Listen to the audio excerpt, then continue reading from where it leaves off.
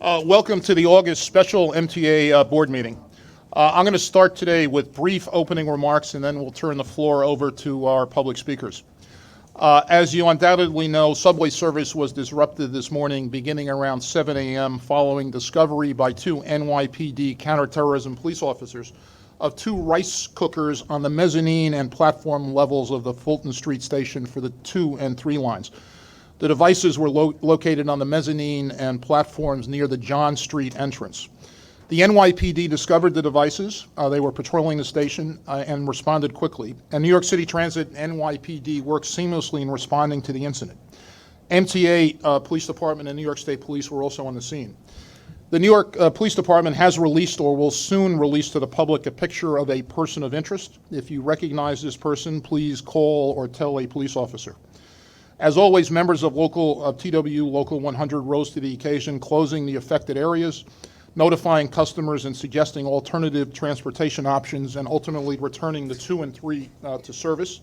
On my way up to the scene earlier today, I saw a number of transit workers literally running up Broadway to get to the scene. So thanks and a good job all around. Let me talk briefly about post-Alex Partners and MTA financial situation. On July 24th, I ought to say this morning that I was at the scene together with Ronnie Hakem, Andy Byford, Sally Librera, Barry Greenblatt, Chief Monahan, and a number of other colleagues from MTA and New York City Transit. Post-Alex Partners. On July 24th, this board adopted the Alex Partners Transformation Plan, which is a blueprint of our restructuring efforts. This plan promises to save hundreds of millions of dollars by centralizing and simplifying our organization to build a more cost-effective, a more efficient, and an MTA that our customers deserve. The MTA is doing everything we can to cut costs. For example, our initiative to reduce professional, technical, and advisory services by 10% reached an important milestone. Earlier this year, the MTA required all vendors providing certain services to produce a 10% reduction in the per-hour unit rate. We've now reached nearly $70 million in hard savings achieved over multiple years, close to the initial goal of $75 million in savings, which I'm confident we'll realize. I'll note that about a month ago, Wells Fargo Bank followed the MTA's lead and sent notices out to its IT vendors asking for 2%, not 10% savings. So it's good to see a big bank following the lead of the MTA.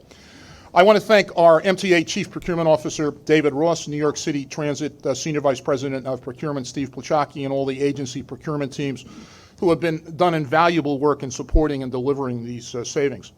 $70 million in savings is impressive, but is not near enough. As you heard last month, in 2020, we face nearly $200 million in deficit and nearly $1 billion deficit in 2023 without the Alex Partners savings. We've got a lot of work to do, and transformation is a piece of that puzzle. The Citizens Budget Commission recently reported its concerns that we may be optimistic in our transformation plan savings. The report warns, and I quote, "The MTA's financial outlook is bleak. Even if everything goes according to plan, the authority will run substantial cash deficits in coming years, reaching a cumulative total of more than $700 million in 2023. Importantly," CBC goes on, "it is unlikely that all will go according to plan.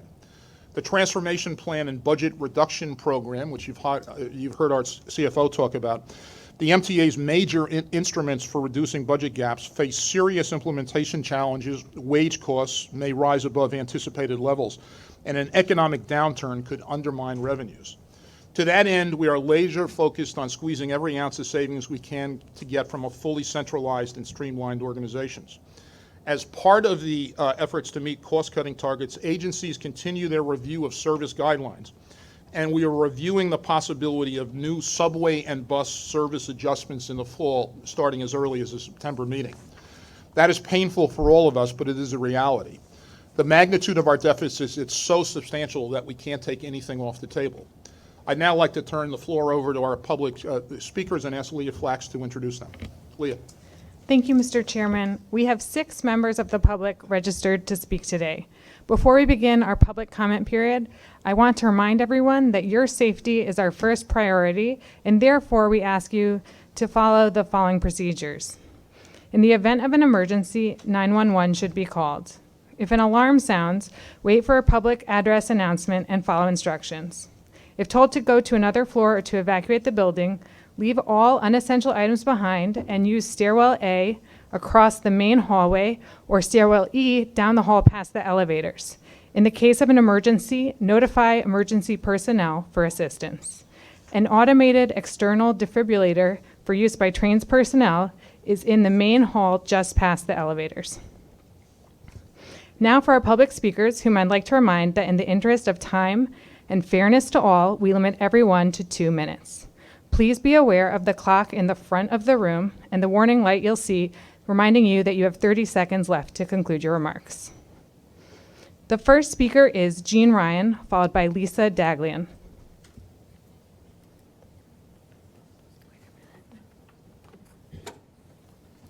Hi, I'm Jean Ryan, President of Disabled in Action. We are very concerned about removing bus stops for the stated reason to speed up the bus, possibly because the stops are underused. How are we supposed to get places we need to go, especially with lack of subway elevators and considering that the subway doesn't go to many neighborhoods? Many people with disabilities have mobility problems and walk with difficulty and pain. Many have back problems, respiratory problems, cardiac problems, or other health problems like cancer where their energy and walking ability is severely compromised. Some are temporarily disabled. We all probably know people like this, and we see people on the street who are doing the best they can with great difficulty. Well, it's just one block, you say. Let me tell you how that one block is actually more. You have to walk one more block to the stop. You take the bus, but on the other end, maybe you also have to walk one more block. Then you have to get to your real destination, do what you went for, work, school, a meeting, the doctor, a play, meet with a friend, shop for groceries. And then you repeat the process to get to the bus because the subway elevators are scarce and you can't stand on the subway and keep your balance. Do the one more block on each end and stagger home from exhaustion and pain and recuperate for days. I know because I lived like that for years. Removing stops and bus routes has an impact on people with disabilities. It keeps us from going places spontaneously. And isn't public transportation supposed to be for everyone? Thank you. Before our next speaker, Lisa Daglian, I want to announce that we found a pair of keys in the lobby. If you might have lost your keys while checking in, please see one of our staffers in the back. They may have your car keys. The next speaker is Lisa Daglian, followed by Rachel Faust.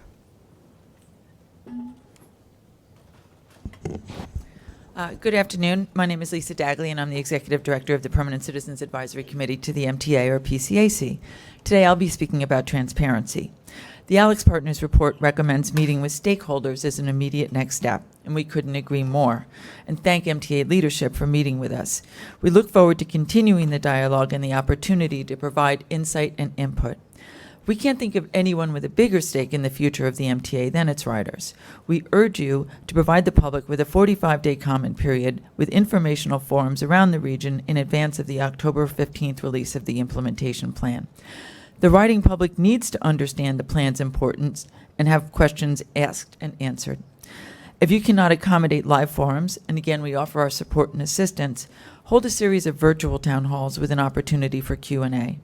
We urge the same for the tens of thousands of MTA employees who are understandably unsettled and frankly scared. We also urge public forums around the upcoming capital plan. We were distressed that Alex Partners saw the plan before most board members had the chance. We understand it's due for a vote in September and submission to CPRB by October 1st, but that leaves no opportunity for public review or input. It will essentially be a done deal for an up or down vote before the behind-the-scenes machinations begin. Riders have a right to know what they can expect from congestion pricing money and what the MTA's priorities are. They have the right to help set the priorities that support the region's economic and societal growth.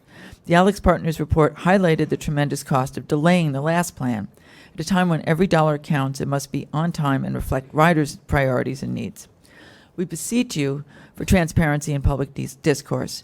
Our transit system is the lifeblood of the region. An agency that's hemorrhaging money for controllable costs cannot stick with the status quo. We know that innovative transformation will be key to keeping improvements on track. Riders and MTA staff want to be part of the solution. Thank you. The next speaker is Rachel Faust, followed by Tony Murphy. Good afternoon. My name is Rachel Foss. I'm the Senior Research Analyst for reInvent Albany. We advocate for more transparent and accountable state government, including for authorities like the MTA.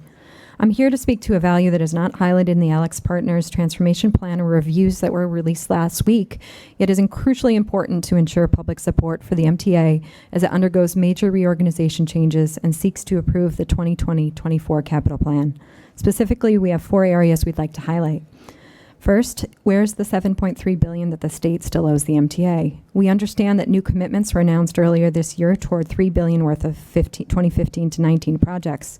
Yet, CPOC documents from 2019 indicate that only $979 million in receipts have come in as of June 30th. Further, discussions regarding rolling over projects from the current plan to the next also raise serious accountability concerns regarding these funds.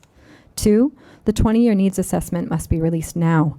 This document has served as the foundation for understanding the MTA's needs to bring the system to a state of good repair, as informed by your new enterprise asset management system.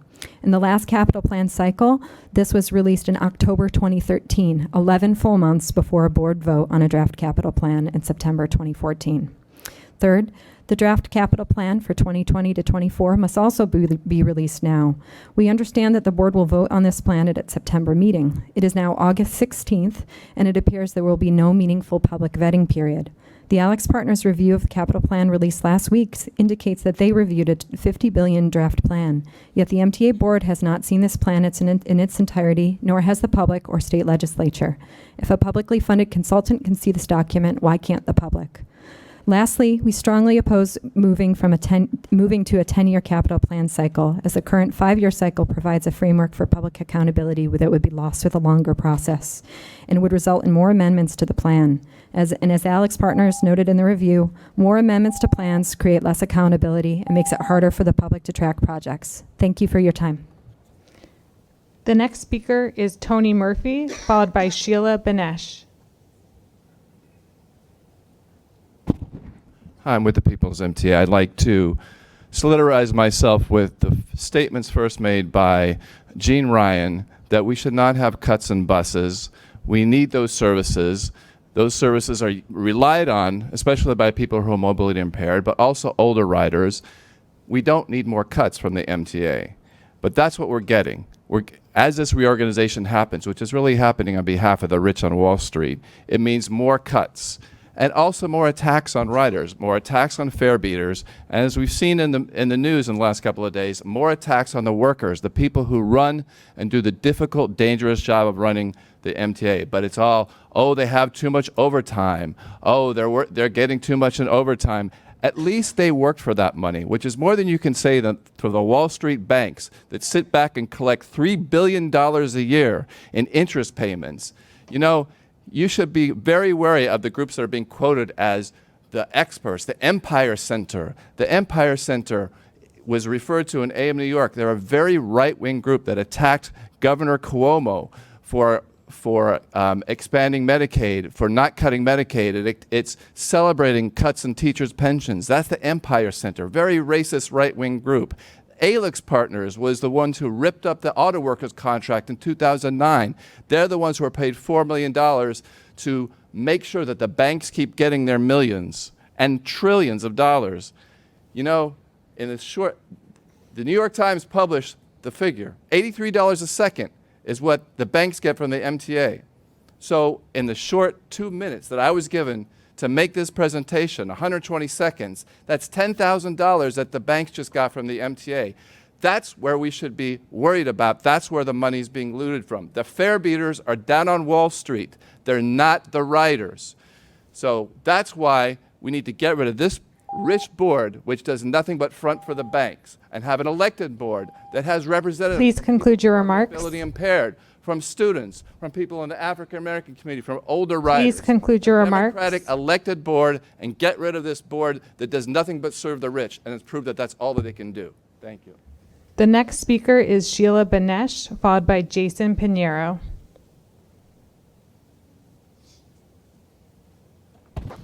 Good afternoon. I'm Sheila Banesh, Transportation Planner at PCAC. The MTA's transformation plan addresses many issues and makes several good recommendations. However, there are still some unanswered questions that should be addressed as the plan goes from blueprint to implementation. The plan recommends taking critical responsibilities away from the agency presidents. By looking at the org chart, the agency presidents have been sidelined, with departments reporting directly to the MTA CEO and Chief Transformation Officer. For example, in the risk management overview section, the only coordination mentioned with the agency presidents is to certify and recertify recommendations from the Inspector General and Audit Services. Collaboration among departments with agency presidents is crucial for a well-functioning organization. Therefore, we recommend empowering agency presidents to act and create more opportunities for coordination with and among their departments. Also, key players have been largely left out of the plan's development: MTA workers at every level, and as importantly, the riding public. With only 0.1% of the 75,000 MTA employees being interviewed, Alex Partners did not get a comprehensive view of worker sentiments and concerns. Why wasn't a survey used to capture valuable input from all MTA employees? Change from the bottom up is more impactful and sustainable. We recommend that the MTA detail a plan of improved employee engagement to better identify areas of concern to help boost staff morale. Last but most definitely not least are the MTA riders. There must be a 45-day public comment period. After all, the reason this reorg is happening is to provide the services New Yorkers deserve. Without a single mention of riders or commuters, the plan clearly shows a lack of commitment to riders. We recommend conducting town halls to engage in real dialogue with riders during the comment period. Thank you. The next speaker is Jason Pinheiro, followed by Eric Logel. Good afternoon on this Friday. First of all, the Alex Partners report is a poison that wasn't given to us, the riders. Like myself, that we use the subways, buses, and commuter rails every single day. Why Alex Partners hasn't reached out to the riding public for their input? Why they didn't reach out to the MTA workers for their input? Just like Alex Partners did with the Puerto Rico Power Authority years ago, that they started with a contract similar to the MTA that caused extending the contract to Lisa Donahue, that's one of the officials in Alex Partners, and now that public entity is in crisis, like the MTA is right now. But we want more transparency. We don't want a service, we don't want, in other words, a 2010 massacre in steroids. You heard it right, in steroids. That means less service for the riders and less hours for our MTA employees. So we don't want another 2010 massacre, and not even in steroids. So I want Pat Foy and Ronnie Hagum and Bob Ferran to do a little bit of more thinking and try to see to get the public involved, because the riding public is the one that has the decision, not a poison that wasn't given to us by Alex Partners. That's all I have to say. The next speaker is Eric Logel, followed by Robert Acevedo. Good afternoon. My name is Eric Logel. I am a vice president for the Transport Workers Union. I represent nearly 8,000 New York City Transit train operators, conductors, and tower operators. As working people and as a labor organization, Our mission is to improve working conditions and to raise living standards. This employer, however, the MTA, instead seeks a race to the bottom. We're fortunate to have a union and a contract that provides us a measure of protection relative to other workers, particularly non-union and private sector. We should be demanding better for all working people instead of chipping away at the benefits transit workers have won.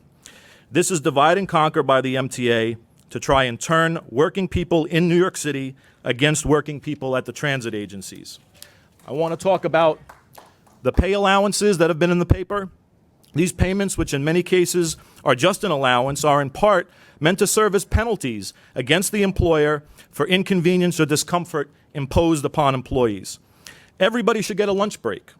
But if for some reason we don't, they pay us 30 minutes, which is straight time, by the way.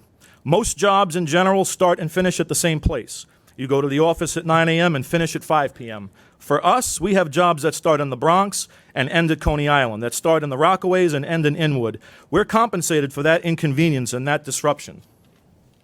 A standard workday is 8 hours.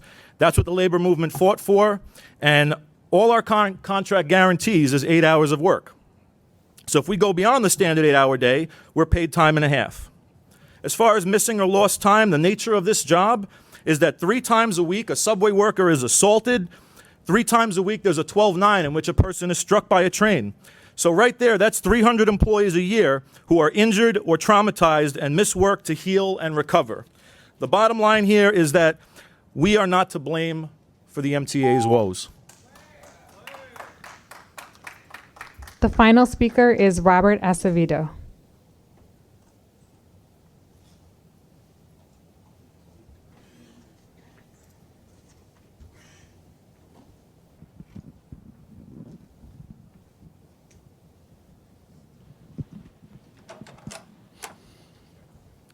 I will be brief since I was cut short at the last meeting. To Andy Byford, I'm a board member from Disabled in Action and have attended several MTA meetings. A few weeks ago, the 34th Street Herald Square elevator on the uptown side from Brooklyn, it was out. So I went to the 47th 50th Street station. Here I took the uptown elevator to the downtown elevator, then back to 34th Street and Herald Square. To make matters worse, I had the train doors of an Uptown D at the 34th Street Herald Square station shut in front of my face. The conductor just said that he's on a schedule. I didn't need to hear that, especially after I had an elevator not working at that station. Now, finally, I don't think that Andy had this in mind when he spoke of fast forward. Thanks. Mr. Chairman, that concludes the public comment. Thank you, Leah, and thanks to our speakers. I'd like to focus briefly on one theme raised in public comment just now, namely transparency and process as it relates to our next capital program. I think we've lost sight of the extensive outreach that has already occurred at New York City Transit, Long Island Railroad, and Metro North on the upcoming capital plan. As you know, the agencies released detailed, comprehensive, printed long-range plans for the next capital plan in 2018. In the case of New York City Transit, Long Island Railroad, and Metro North. Fast forward in the case of transit, Long Island Railroad forward in the case of the Long Island Railroad, and Metro North way ahead were released between May and October of last year. This represented the first time the agencies presented detailed capital plan and modernization strategies to the public. These plans included major capital needs and priorities for the next 5 to 10 years. As part of these outreach efforts, New York City Transit, Long Island Railroad, and Metro North also embarked on aggressive public engagement campaigns. They have held collectively over 100 public meetings, including town halls, forums, meet the station manager events, to describe the transportation vision, the next capital plan, and what this means for New York City Transit, the railroad, and Metro North. For one example, Andy Byford and his team have held approximately 140 fast-forward meetings since last May when the plan was released. Public outreach must be a key part of how we engage on the capital plan, but I want to highlight that we've started that conversation with the new approach. Ronnie Hakem and other of our colleagues yesterday met with transit advocates on how to provide public input into the next capital plan process. I understand that discussion was productive, and we look forward to continuing to work with the advocates and look forward to public comment as the draft capital plan is presented to the public. Now I'd like to move to our agenda, and I'm going to throw it to Tom Quigley for a brief update on positive train control. Thank you, Mr. Chairman. We've been in discussions with the Siemens Bombardier Positive Train Control Consortium over the last several months regarding meeting the December 2020 FRA deadline for the installation of PTC. I'm being cautiously optimistic, and I'd like to report that we've reached an agreement in principle with the consortium. The CEO of Siemens previously gave this board assurances that the consortium would do whatever it takes to meet the FRA deadline. Backing up that assurance, the consortium has now agreed to cover any actual damages incurred by the railroads in the event the FRA deadline is missed due to the fault of the consortium, with certain limitations. In exchange, the MTA will forbear from initiating debarment proceedings at this time, pending meeting the FRA deadline. All parties have been working in good faith, but the devil is always in the details. We hope to have a definitive agreement with the consortium on these issues within the next week. Thank you.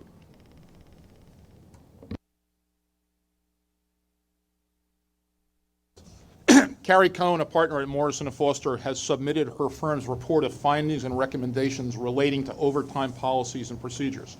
The MTA engaged Morrison & Foster earlier this year to examine relevant MTA policies and procedures relating to time and attendance. Carrie.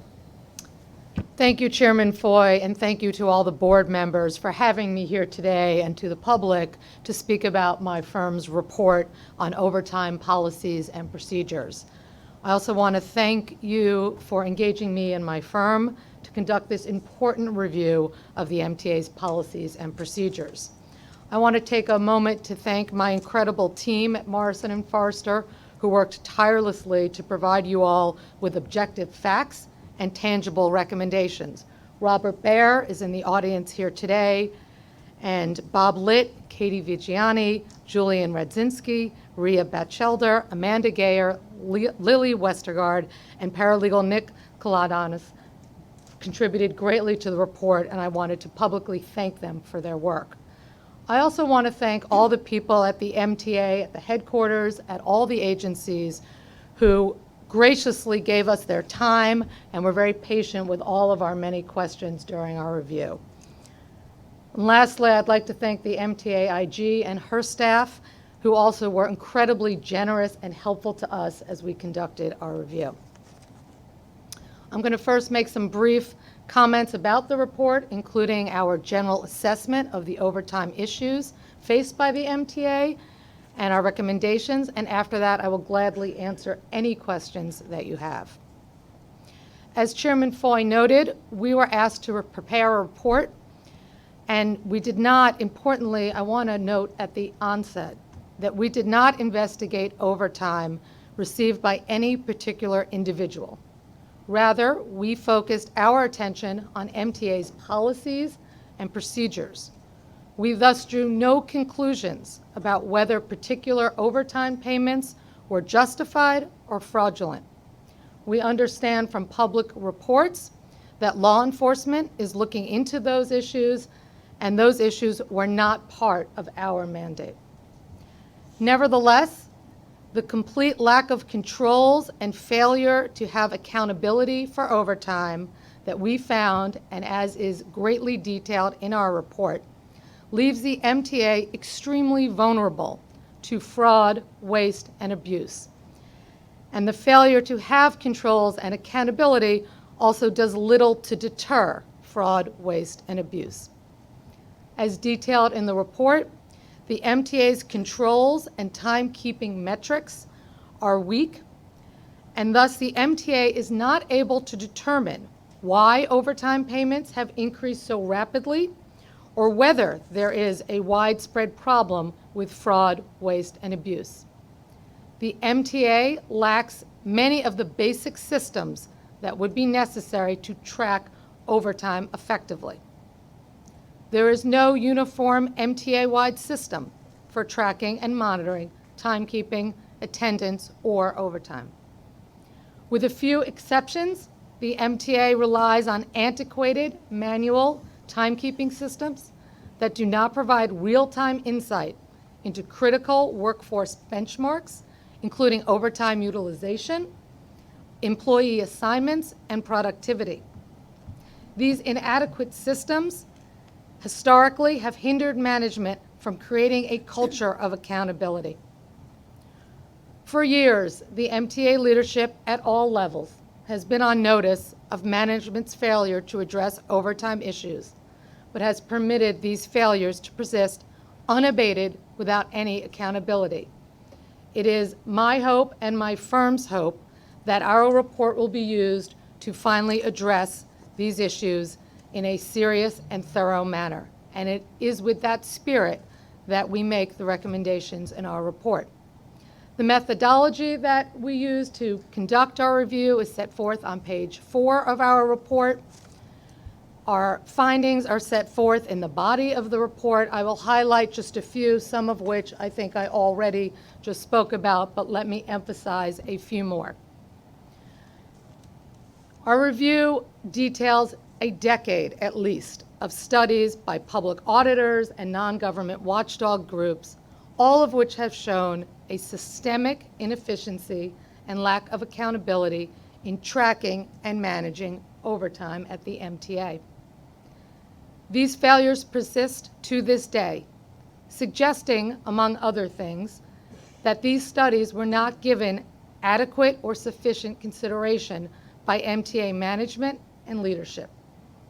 MTA leadership and management need to be held accountable for implementing changes to address the findings and recommendations in these reviews, as well as the recommendations set forth in our report. Let me turn now to some of our recommendations. They're set forth at page 48 of our report.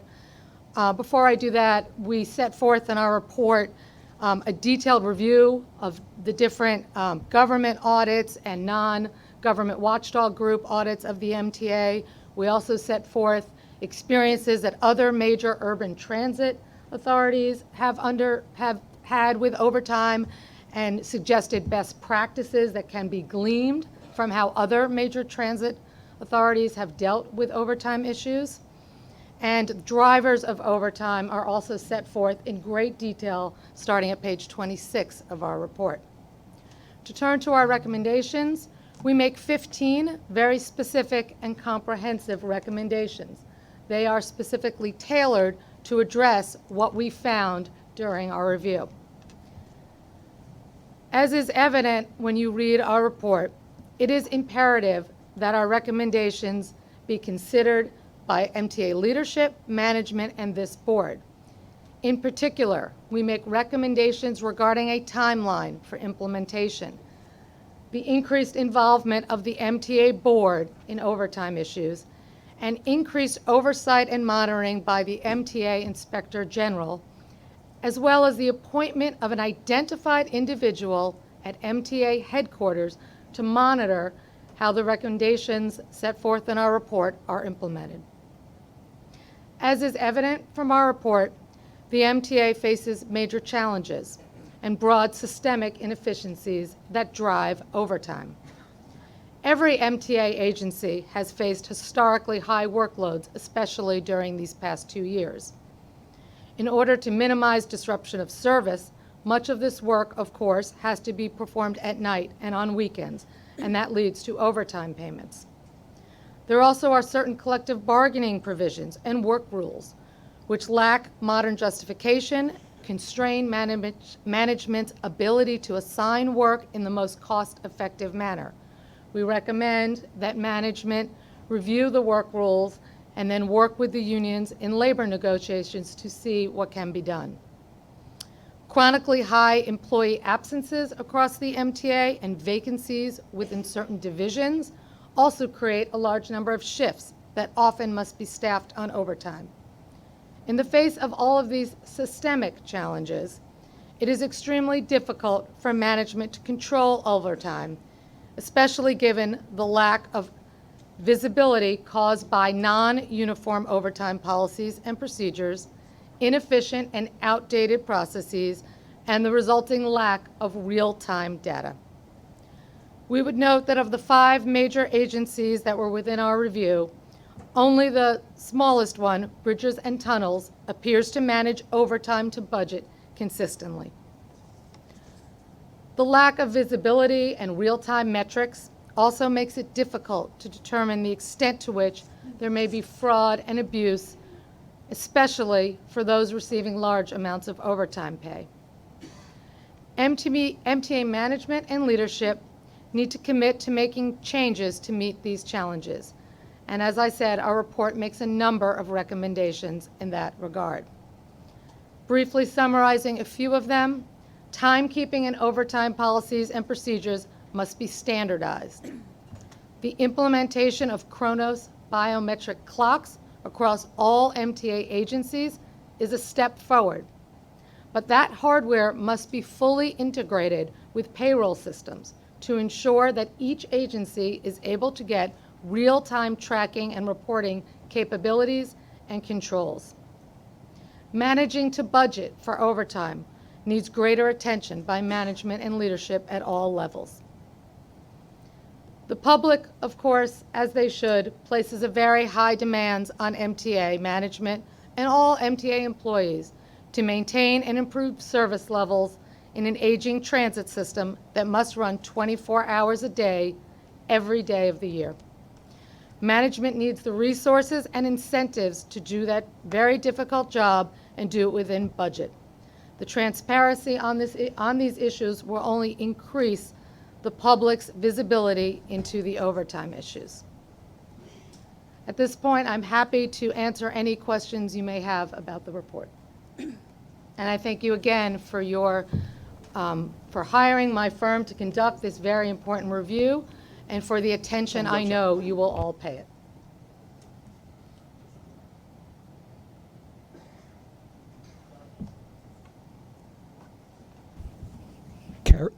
Carrie, thank you very much for your briefing, and again, thank you for the work that you did, as well as people in your office.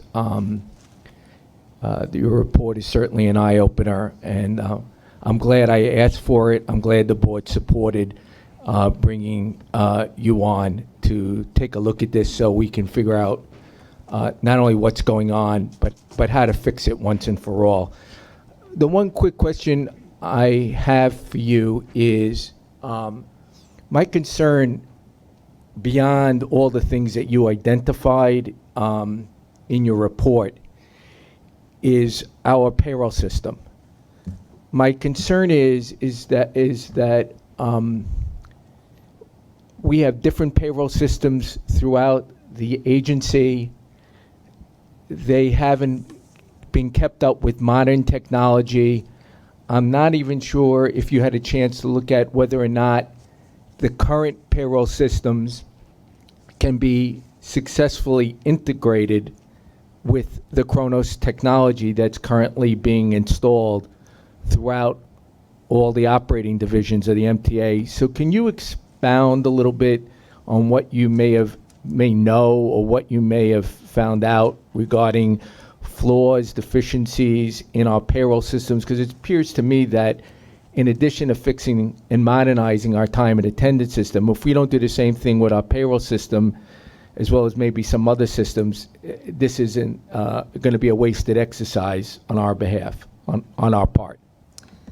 Thank you, Mr. Schwartz, for that question. And if you look at recommendation number 2 and a lot of the details in the report, modernizing the payroll functions and standardizing them is critical to being able to get real-time reports on overtime, be able to monitor overtime, and be able to figure out how to most effectively utilize overtime. As it stands now, payroll functions are centralized within the MTA's Business Service Center.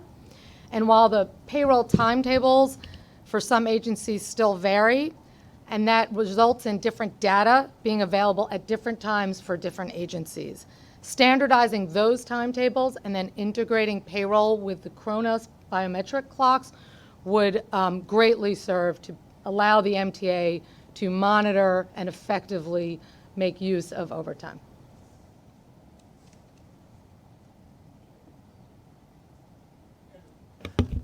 Thanks, Carrie. I haven't had a chance to read it. I just received it. But discarding the issue of fraud in overtime, does your report acknowledge that because additional personnel was not hired, and for instance, the Subway Action Plan requires lots of overnight and off-time work, that there will obviously need to be overtime to a certain degree in order to get this very important work done?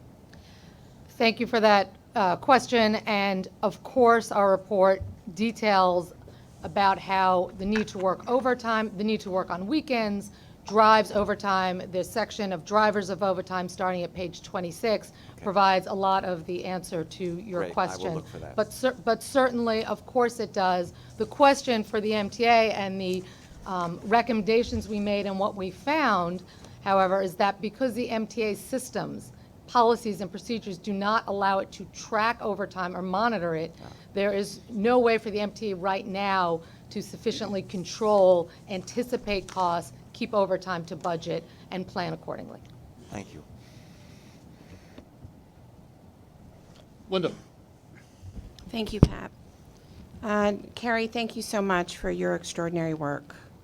I think the report is very comprehensive, and I actually think it takes a little bit of courage to lay it all out there, soup to nuts, because there are a lot of different special interests involved here, and I'm sure not everyone is happy with every line in your report.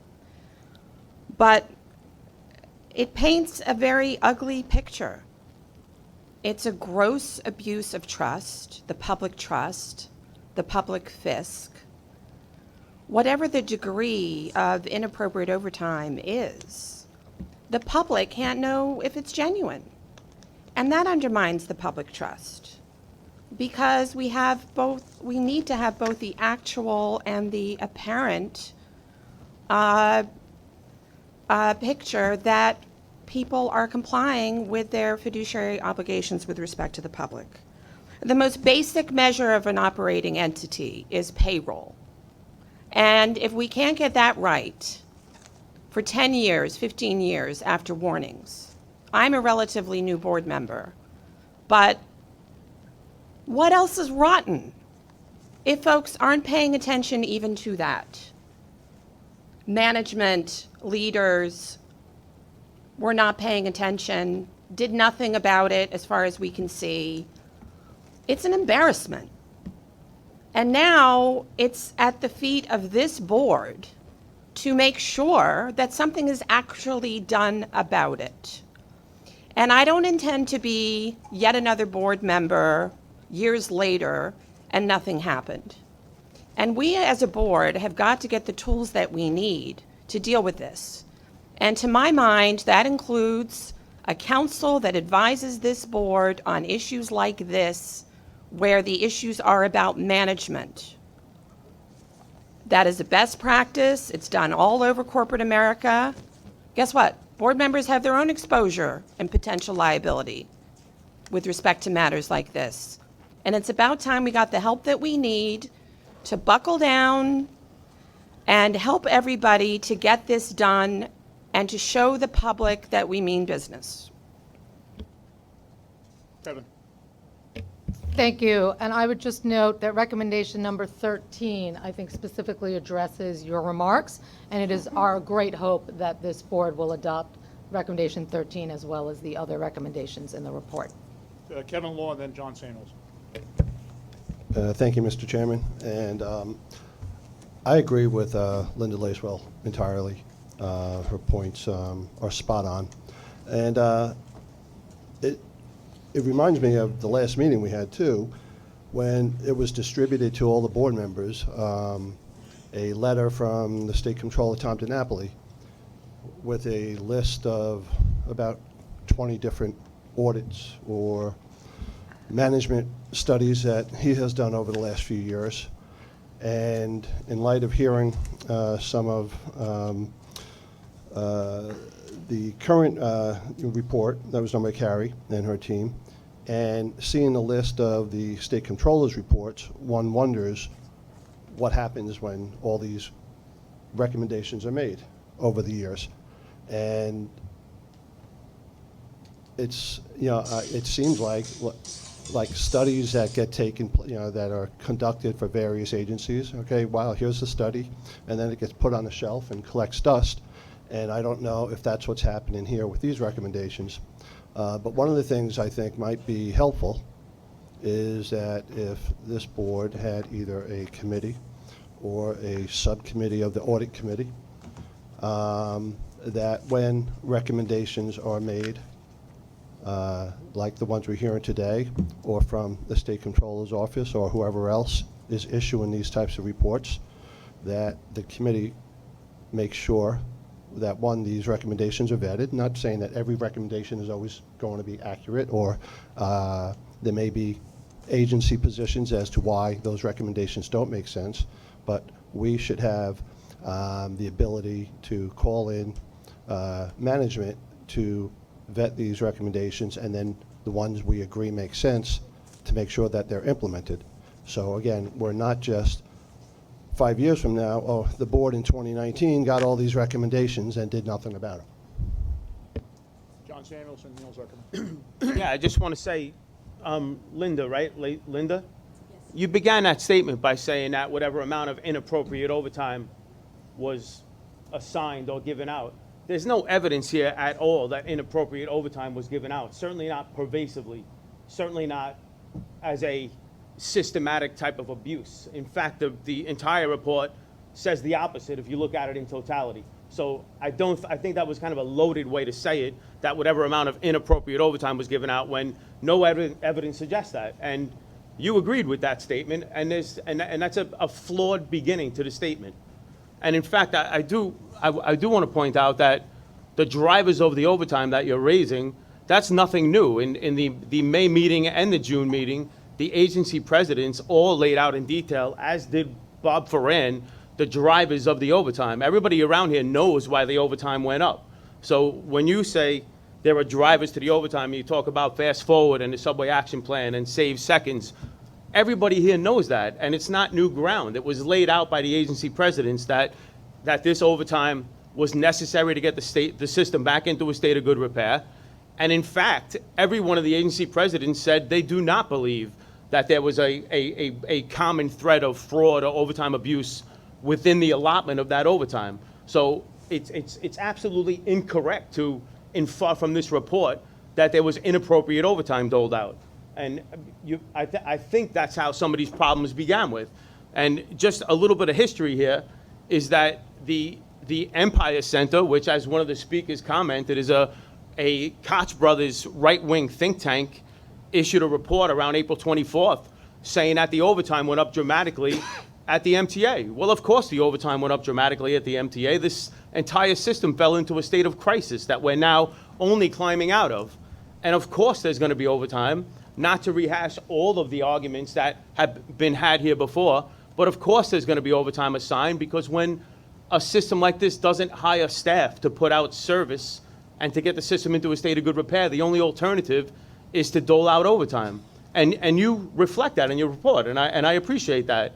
And on page 33 of your report, you also say that none of this overtime was fraudulent. You're not making any kind of assessment that the overtime was fraudulent. So April 24th, the Empire report comes out. In the May meeting, and in the lead up to the May meeting, we have the finance chair of the MTA committee going on to television talking about a common thread of rampant overtime fraud and abuse, of which there's still not one iota of proof that's brought forward at all whatsoever. Nothing. And not in this report. And I understand you say it wasn't your intent to address this, but nonetheless, that specter is out there, and it's now being echoed with an initial comment that there's inappropriate overtime being doled out. There's not one lick of evidence that inappropriate overtime has been rampantly doled out. In fact, the evidence suggests the exact opposite, which is that the system fell into a state of disrepair. The MTA didn't want to hire the staff. And then when you don't hire staff and you want to get the system back into a state of good repair, you have to pay out overtime. And that's what this is all about. And then the second thing is, you even note in your report, I can't reference the page, but you note in your report that the MTA should rethink their hiring freeze, because all that's going to lead to is more overtime being doled out to keep the system in a state of good repair. And what a travesty that is, that right where we're on the cusp of getting the system into a state of good repair, there's a hiring freeze that potentially jeopardizes the state of good repair. And ironically, the only way to maintain that state of good repair in the midst of a hiring freeze is to pay out overtime. So this becomes a cyclical thing. You'll be here 2 years from now talking about the amount of overtime that was paid out during the period of a hiring freeze in order to maintain the system in a state of good repair. And I have a question for you. You began, and it's also in the report, by saying that you didn't investigate MTA headquarters. Why wouldn't you investigate MTA headquarters when MTA headquarters is a very likely place where fraud and corruption exists, rather than within the unionized workforce? Who gave you the instruction not to investigate MTA headquarters? By the way, where there is no effective time and attendance system whatsoever. So thank you for your comments. So no one gave us any limitations on what we could look at, other than we were to look at systemic and procedural policies related to overtime, attendance, and timekeeping. We set forth in our report why we did not look at MTA headquarters, because it had low overtime, and it also includes the MTA PD, which is just functionally very different than the other agencies that comprise the MTA. So fraud at the MTA certainly would not only include overtime, it would include people getting paid for jobs that they don't do.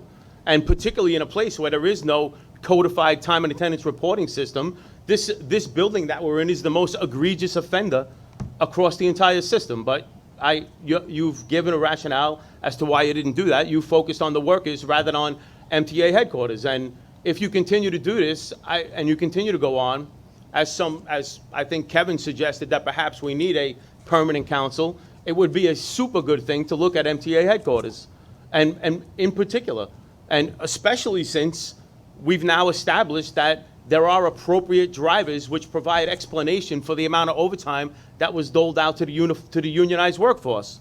And just the second thing I want to point out, and I do appreciate you saying it, it's on the bottom of the first page, I believe, that the overtime failures arose at all levels of the MTA leadership, including management and the MTA board. So this very board here. And the great irony of all of this is that this whole thing began when the chairman of the finance board, who's been here for 4 years, looking at all these overtime reports week in, week out, month in, month out, didn't do a damn thing about it until the Empire Center report came out, and then he ran scared and ran to the media and blamed the workers. And here we are, even after the call for a special prosecutor was initially voted down by the MTA board in executive session outside of the purview of the public, which it should have been done in. It was voted down initially. I'm not even sure if you're aware of that. It was voted down, and yet it was hammered back down everybody's throat. And anybody at the table who denies that is living in a fantasy. That's exactly what happened. Hey, John, can I ask you to wrap up in 1 minute? There are others who want to speak, and I'll come back to you if that's okay. I will wrap up, and I'll wrap up by saying that I very much appreciate the report, because by and large it's an absolute vindication of the unionized workforce here, and it lays the blame appropriately at this MTA board, and I would put forth that at the chair of the Finance Committee. So thank you. So Commissioner Zuckerman, Commissioner Lacewell. Thank you, sir. So unfortunately, this report was sent to the board widely 4 or 5 minutes ago, so I've not read it. So I look forward to reading it, and I will read it. But I will say the following. I'll make a comment and ask you a question, Ms. Cohen. And I'll basically repeat what I said the last Friday, May 10th was the date, Friday's special board meeting, where we all sat here. I was quoting Raymond Carver, at least abusing the title of his great short story collection, what we talk about when we talk about overtime. Because I'm, like Ms. Lacewell, very upset by the same commentary we read months ago. And whether that's widespread or whether those were incidents that were individualized, I was deeply bothered by them. I think at that very time I quoted what a 4-star general retires on, which was less than what that gentleman, Thomas Caputo, got. and the senior most enlisted man in the military retires at half the pay with Mr. Caputo got. Now, those are one-off incidents, and he clearly was playing by the letter of the law, certainly not the spirit of it. But I'm not, frankly, as bothered by overtime as a concept as I am about the problem we have as an organization, which is what we're all working towards. We have $1 billion shortfall in 2022. This is not a political comment. This is not a labor comment. This is a businessman's comment. We have $1 billion shortfall in 2022. Half of it can be done, I hope, with Alex Partners' recommendations, which will be extremely hard to execute. From someone who does this on a day-to-day basis with companies all around the world, it is very difficult to get that money. So how are we going to close the other $500 million? I don't yet know the answer. I don't know if it's overtime by itself. That sounds like a nice idea, but I don't think that's it. The issue at the table is where are we going to get the rest of the money, because this region demands a solvent and functioning MTA financially. So my question, Ms. Cohen, given that challenge, given the need to curb overtime, or at least not overtime itself, but the total cost of labor, which is growing at 3.4% annually versus fares, which only go about 2%. So the math I've shared with this board many times is that's about $180 million shortfall a year between the cost of labor growth and the cost of the revenue growth. How is overtime, through the recommendations you're suggesting, how does that translate financially into a closing of that gap we have of $500 million? How much, by implementing your recommendations, do we find ourselves less in our shortfall? Thank you for that question. The answer is that currently, based on the procedures and the policies, the MTA is not able to determine what is optimal levels of overtime, which overtime is economically feasible or advisable versus not, and the inability of the MTA to be able to figure that out is part of the problem that you just highlighted. And so one of the recommendations in our report is for the MTA to enable the metrics, to put in place the systems that would allow the MTA and this board to figure out how much overtime there is, how much is economically advisable, so that you can better budget for it and plan for it accordingly. Can I comment on that, please?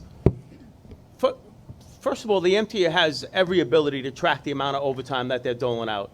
We have, across all of our contracts, there's overtime caps. You recognize them in your report.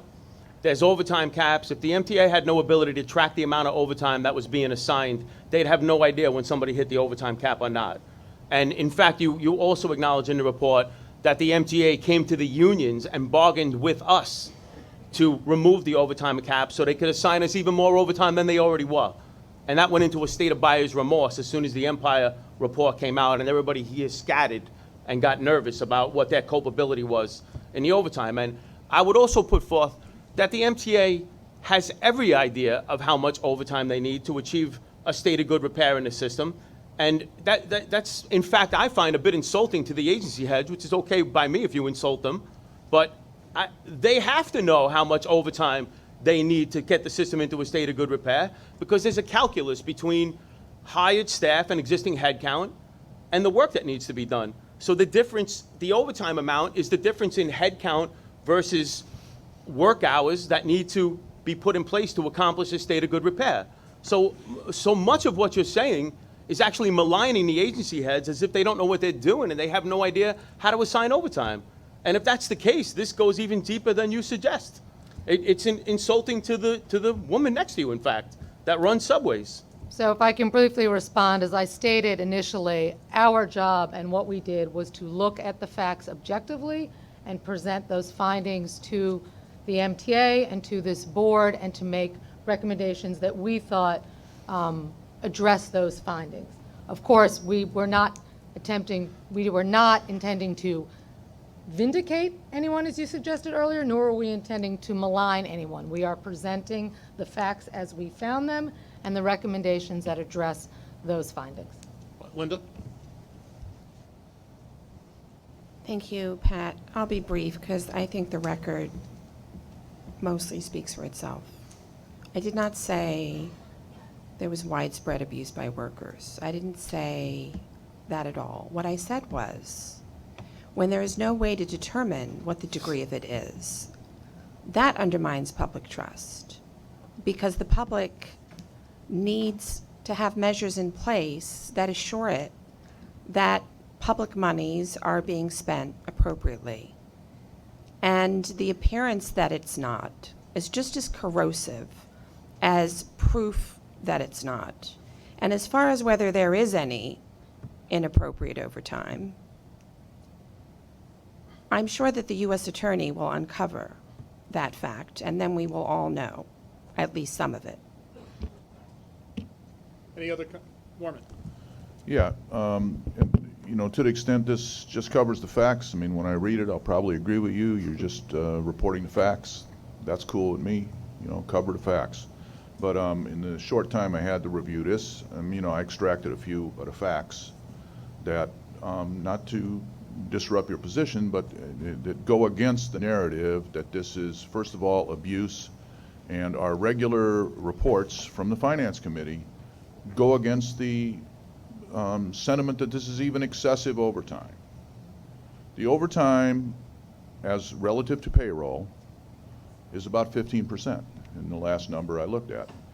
And correct me if I'm wrong, Bob, you're comfortable correcting me usually, but the 15%, you know, sometimes 18%, maybe 14%, depending on the season and how bad it is, but revolves around 15%. Well, you know, if you use time and a half as a benchmark, and in our agreements, many times people kick off double time, which would, you know, sort of favor my numbers, my reading of the numbers even more so. But so if it's time and a half, that would mean 10% of hours are overtime hours. 10% of overtime hours is 4 hours a week, unless there's a different math there too. But the national average for overtime among all workers is 5 hours a week. And the national average for overtime among these type of workers, maintenance workers and operators of equipment, is more like 9 hours a week. So on the very basis that you start off the investigation with, is overtime excessive? As a fact, you failed to, not you, but we have failed to, I mean, we tasked you with this. It's not your responsibility to determine what average overtime consumption is in the world. But, and this is overtime, this is the way it breaks out. Now you have a little, you know, you have periodic emergency periods, you know, you covered drivers there. I took a quick look at them. They're fairly accurate. But when it came to citing your comparables, your comps here, there was no, you know, the 2 references you made out of the 5 references, the number 1 items in Boston, the number 1 result where overtime was resolved was insufficient employees to meet demand. So when you hired more people, the overtime went down. And likewise, in San Francisco, overtime dropped was a function of expanded workforce. These are very basics, and these are things that do not change. You hire more people, there'll be less overtime. We're comfortable with you hiring more people. Now, overtime does 2 things. For you, it gets you an available worker. That's what you need. When you demand somebody for time that's not scheduled, you get a guy or a woman. You get a person. You get a worker. And what the overtime rules on the union side do is they make that expensive for you to do. That's to encourage you to hire people. So in the end of this, there's no mystery in what's going on here. Now, as to the board has been over this. I mean, this, you know, I've been on this board I don't know, what, 13 years, Andrew? Maybe, and, you know, and we're you know, of course people analyze what the overtime is. But when you go over these drivers are real things. Now, Mr. DiNapoli gave his report. Yeah, he's worried about the overtime. Yeah, he's worried about the overtime. But you know what? The standardizing timekeeping, all good. Proper accounting, all good. But the work is not standardized. The work comes at you in tranches of chaos that the managers have to resolve, and they go dig up a guy. Can you stay tonight? Can you stay tonight? And you know when they say that to the guy, it's mandatory. The guy has to stay that night. Doesn't matter if he's got a Girl Scout troop to manage, doesn't matter if he's got a soccer club to manage, the overtime is mandatory. Now you go over to Jersey Transit, where they've resolved a lot of these things by snuffing the workforce over years and years. The Metro North people knows what happens with Jersey Transit with regards to employee availability, which is proper concern. You want to know we got employees available, how often they're available? We're missing service on Metro North because Jersey Transit can't supply the engineers. So these are the sort of, you know, hamster chasing his tail things that we're forced to do in the agency. And the only resolution is human capital investment in either in terms of training or hiring skilled people if you can't train them inside the house. That's the only answer to any of these questions. Now, yeah, if people are stealing from you, prosecute them, kindly prosecute them. You have the enterprise. I feel that Miss Picorni is a very serious person. I don't think she's going to go after people that are innocent. Don't think she has the resources to waste on innocent people. I don't think you do either. But, you know, as far as the basics of what drives overtime, there's nothing going on here. This is a nothing burger. Commissioner Mahika, Commissioner Schwartz, Commissioner Samuelson.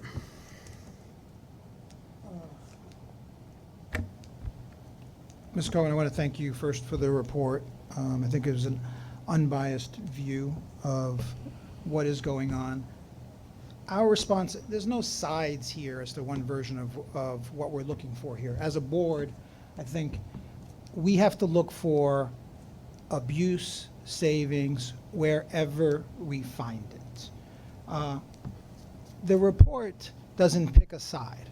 The report, as Commissioner Samuelson noted, lays blame squarely on management. It says that management didn't have procedures in place to pay attention to overtime. They're not watching it. And it's not just about overtime, the report. The report talks about time and attendance generally. We don't have procedures in place, don't have ways to monitor time and attendance. It's 2019. We need to figure out how we can do things better.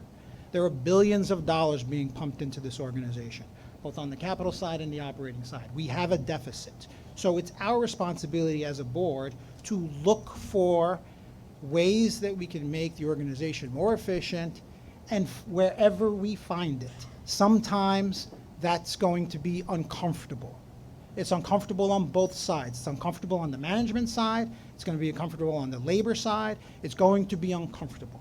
But that is our responsibility, and that is exactly what this report does, and we should look everywhere where Commissioner Samuelson says in the other places, absolutely. I agree. We should look everywhere.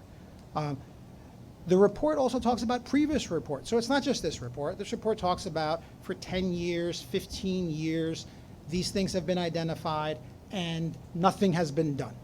It talks about audit reports from 10 years ago where changes weren't made, just generally. So I don't think there's a side here, because on the worker side, the vast majority of the workers are doing their best to make this system run, and they are who runs this system and makes it work. We all recognize that, and I think as a board, everybody recognizes that it's the workers that every day make this system work. But to deny that sometimes there are abuses that take place is undeniable, and the fact that there aren't systems and systems of control in place to protect the public fisc and to protect the taxpayers and the riders who pay and their money, because every day they take their hard-earned money and put it in the system so that they can travel, and they expect that every single one of those dollars is spent properly, and that's our responsibility. We should find the abuses wherever it is. If it's nowhere and it takes us down a nowhere track, fine. But when you have 10 years of some people saying we should look at this, just improve the system, and we're doing that. We all agreed. They're putting in better time and attendance policies. We're putting better time and attendance systems. We should do that, and that's all this report does. State Comptroller has said it. Other people have said it. I don't think this is about blaming anything. there's a culture that exists in this organization from before many of the people here were here, which just ignored time and attendance. There's no organization in the world that would ignore that when it's where you spend most of your money. So let's put this, we should all agree in principle that we should have systems in place that prevent people who want to abuse the system.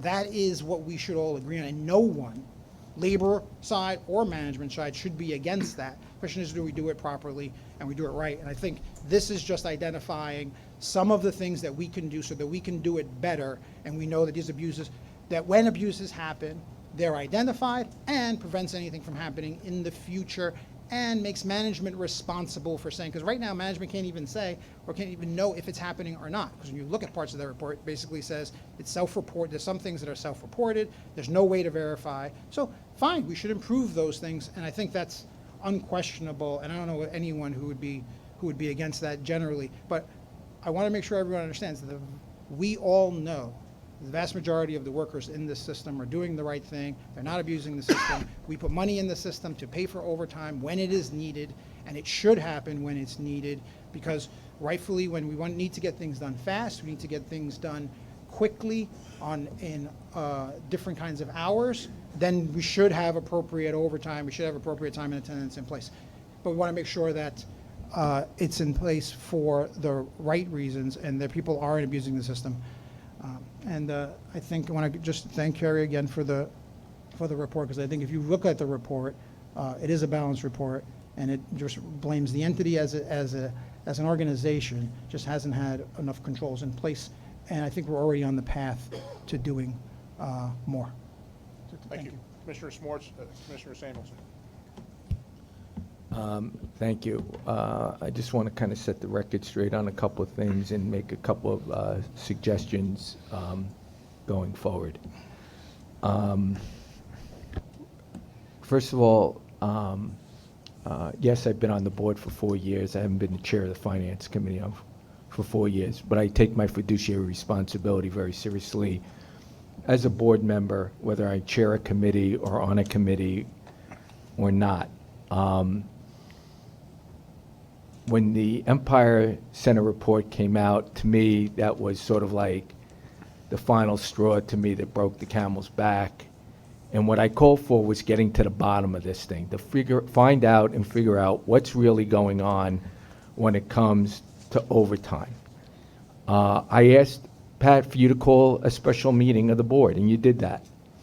And I laid out at that special meeting, not the result of the Empire Center report. I didn't even know who's behind the Empire Center report, and I don't support the Koch brothers and could care less about the Koch brothers or any other brothers. But I also laid out that there was well over a decade of Inspector General reports and other audits done, including recommendations by the board's own audit committee, that appeared to have been ignored.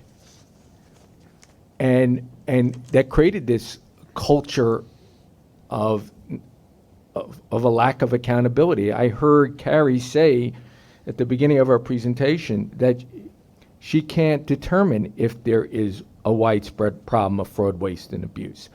I hope there is no widespread problem of fraud, waste, and abuse. I hope it's a tiny problem, if it's a problem at all. What I said on television, and I said in the special meeting, I want to get to the bottom of it. I want to find out what's broken. I want to find out what's wrong.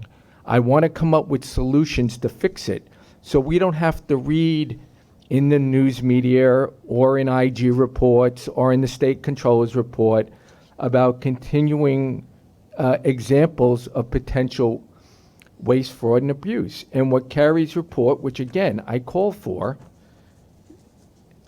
was there are serious and significant flaws in the way we manage time and attendance and overtime.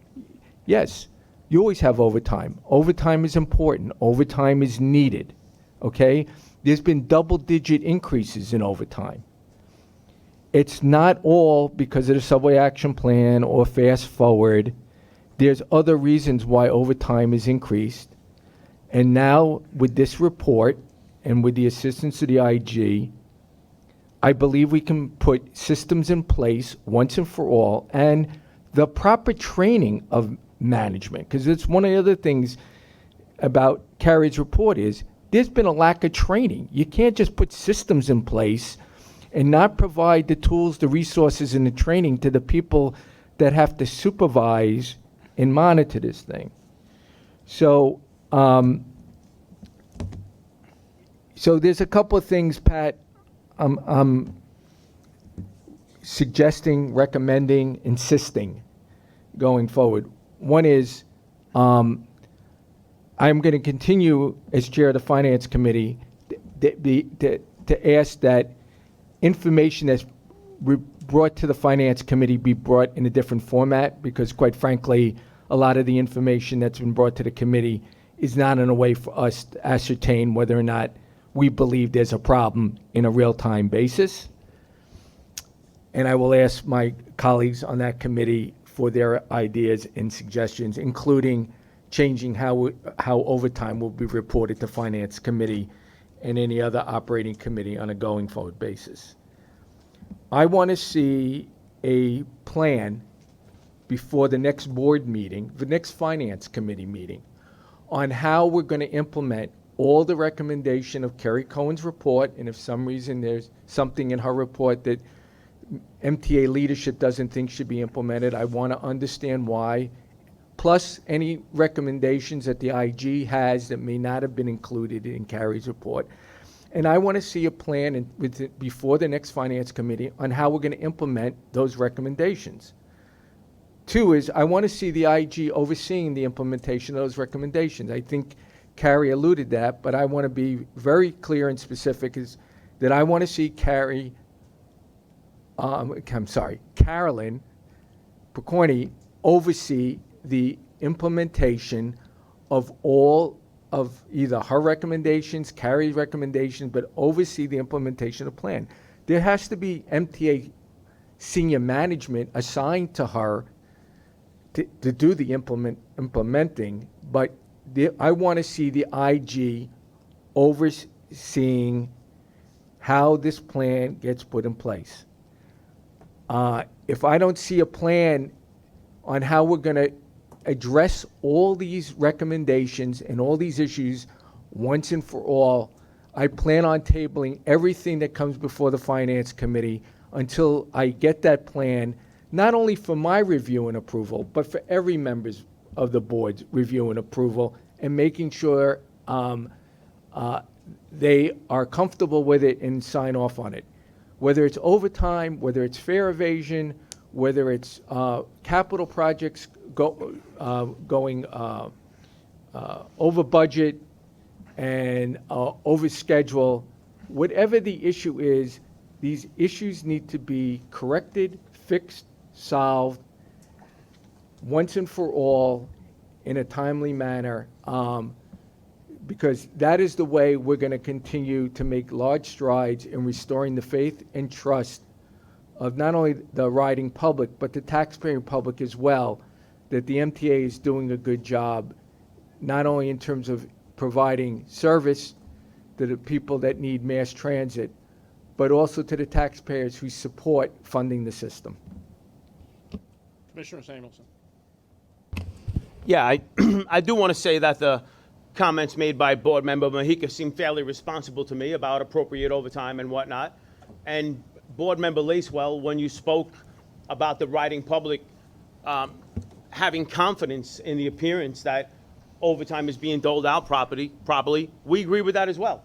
And I do want to drive home the point that the lack of confidence that the public most definitely has now is the person responsible for that is Larry, the chair of the Finance Committee, because on May 9th, the day before the special meeting, despite his denials, he was on CBS News ranting and raving in an inappropriate, hyperbolic manner about rampant abuse and fraud among transit workers. That's And not true, was John. You should absolutely read. inappropriate. Watch. And the next- Why you don't shouldn't you interrupt me because I didn't read interrupt the you. transcript? Don't interrupt me. and watch All the right, so segment. don't interrupt me. Because you never You read. can You never rebut me. watched it. You never read the transcript. watched it, If you read it, all over, you watched it, know and were that what you nauseated just by said it. is a lie. So Stop, it's stop, not stop, a lie. stop. One- And one- in fact, One I'm at a not time. done yet. In fact, on May 10th, at the special board meeting, he followed up his news commentary by laying out a whole bunch of nonsensical accusations that he believed supported there was a rampant fraud. And he did, one after the other, one after the other, and one after the other. So the I appearance cited that there IG are reports, problems- John. The appearance that there are problems with overtime were triggered by you. It's at your feet. And you know what? There's blood on your hands because transit workers were assaulted in the aftermath of your accusations about rampant fraud, which you still have not produced a lick of evidence about. No evidence, no nothing. John. And contrasting you to Board Member Mojica, spoke very responsibly. You spoke hyperbolically. Can we have decorum here, in a Chair? completely You should not anti-worker permit manner. this to go on. You're the one who's inappropriate here. I'm sorry, I missed everything you said because you interrupted me. You might not like it that I'm critical of Larry Schwartz. I understand that people think they're not supposed to be critical of Larry Schwartz. No, but You could be critical of me, John. You just got to tell the truth. Hang on a second. I got to tell the truth. Commissioner Schwartz. The whole room is laughing at that comment. Commissioner Schwartz. Okay. Commissioner Lacewell. I would ask, and I see other members of the board doing the same, that the chair enforce appropriate decorum. People can express themselves, they can criticize, but this is not productive, it's not professional, and we are a fiduciary board that needs to be able to debate with some level of civility. And I'd ask the chair to please enforce that. I have a question. What was inappropriate about my comments? That you didn't like what they were? Because I didn't interrupt anybody, yet all the other members of the board, the non-union members of the board who have not been targeted, interrupted me. Yet I didn't interrupt anybody. So what's the problem with my decorum? In fact, Chairman Foy, I would ask that you instruct the other members of the board not to interrupt the union when the union is defending our members who have come under an absolutely unfounded, inappropriate attack driven by a false narrative produced by Larry Schwartz. We're not going to take a break. Commissioner Lacewell. Commissioner Brown. I don't have anything to add. Okay. Norman.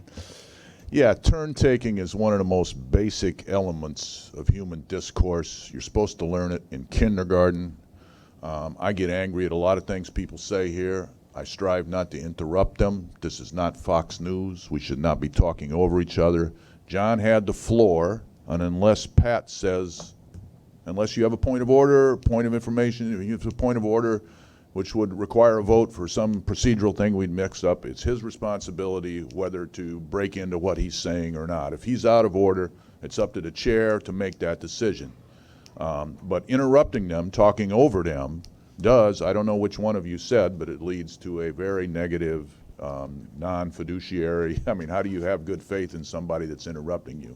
I make lots of statements, and I make lots of wrong statements, and I expect you to correct them, but I expect you to let me make my mistakes by myself rather than talk over me, so we argue.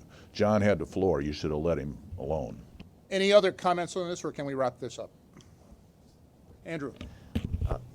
I think everybody around the table is all for finding ways to combat fraud if there's fraud, make sure that overtime is manageable and is done in the proper way, and particularly if that will end up saving the agency money, because I was a little alarmed, Pat, at your opening statement about coming service reductions this fall, which I had not heard about prior to that. It seems to me that the Alex partners, one of the things they emphasized was the last thing they wanted to touch, and all of their savings were meant so that service would not be harmed. So I was a little alarmed. Yeah, so Andrew, 2 points. I didn't. I said that about the subway and bus service adjustments because I thought the public ought to be told, and I thought the board ought to be informed. I think on a positive note, Mr. Samuelson endorsed Mr. Mojica's comments. I think that's an important thing. I think that Commissioner Mojica's comments were well said, and I think may represent the opportunity to kind of go forward on implementing both the substance and the tone and the spirit of his comments. With that, I'm going to turn to the agency presidents for a brief update on July activities, starting with Andy Byford. Afternoon, everyone, and thank you, Mr. Chairman, for the opportunity to just do some highlights. I think we have about a couple of minutes each, so I will keep it brief. Kicking off, first of all, with subway performance in July, the overall trend of ongoing performance improvements continued on an annual basis, on a moving annual average, despite some very challenging occurrences during the month. Most metrics improved year over year, although they decreased slightly compared to the highs reached in June of 2019. So specifically, weekday on-time performance for July was 81.1%, and that compares very favorably to 66.6% in July 2018, i.e. the one-year comparator. But that is a small decrease from the previous month's performance, and that didn't surprise me because if you recall, July we had 3 major incidents. We have been through the data with a very fine-tooth comb. Every single item of those 3 major incidents and others have been audited extensively. None of them are included. Had it not been for the most significant incidents, we would have hit 82.6%. So the good news is this was the 11th consecutive month in which Subways met its delay reduction target. Just a reminder what those major delays were. We had the power failure that hit the west side of Manhattan. That was the Con Ed power failure. We had an extensive ATS failure, which was itself actually the most impactful. That delayed around 800 trains. And that was particularly galling that day because that day, which was July the 19th, we would have had the 4th fewest delays of any weekday in July. Running into that PM peak, I remember it well, as I headed down to Bowling Green Station, then wondered why the trains were stopped. That was headed for a perfect day practically, so that's just the way it goes. We're still looking into the root cause of that incident. We're finalizing we know what the root cause is, but we're finalizing the remedial actions. And then the third item that month was a major switch issue out in Brooklyn. And on a more positive note, we've completed 3 major construction projects along the N line in Brooklyn. I went down to witness these stations, which were the Sea Beach stations, and restoration of express service between 36th Street and 59th Street. We completed installations of new elevators at 62nd D and new Utrecht Avenue N stations, making them accessible. So that's another step forward to a fully accessible system as envisaged by Fast Forward. And I'd also cite, and got Craig sitting to my left, buses also making good progress. It was great yesterday to go over to Staten Island and mark the 1-year anniversary of the express route redesign. And we were able to say to both the Staten Island Staten Island Advance newspaper and also a press conference and members of the public, we went and asked people, what do you think? And the good news is every metric that we set out, every success metric for the Staten Island Express redesign in terms of increasing bus speeds, check, decreasing journey times, check, improving service reliability, check, all have shown positive movement. So that bears well for the upcoming remaining redesigns. Other accomplishments, I've already referred to the elevators that have gone into service. We also resumed service on the express tracks on the 4th Avenue line in Brooklyn, where, if you recall, we were rehabilitating the subway tunnel and tunnel steel and ventilators.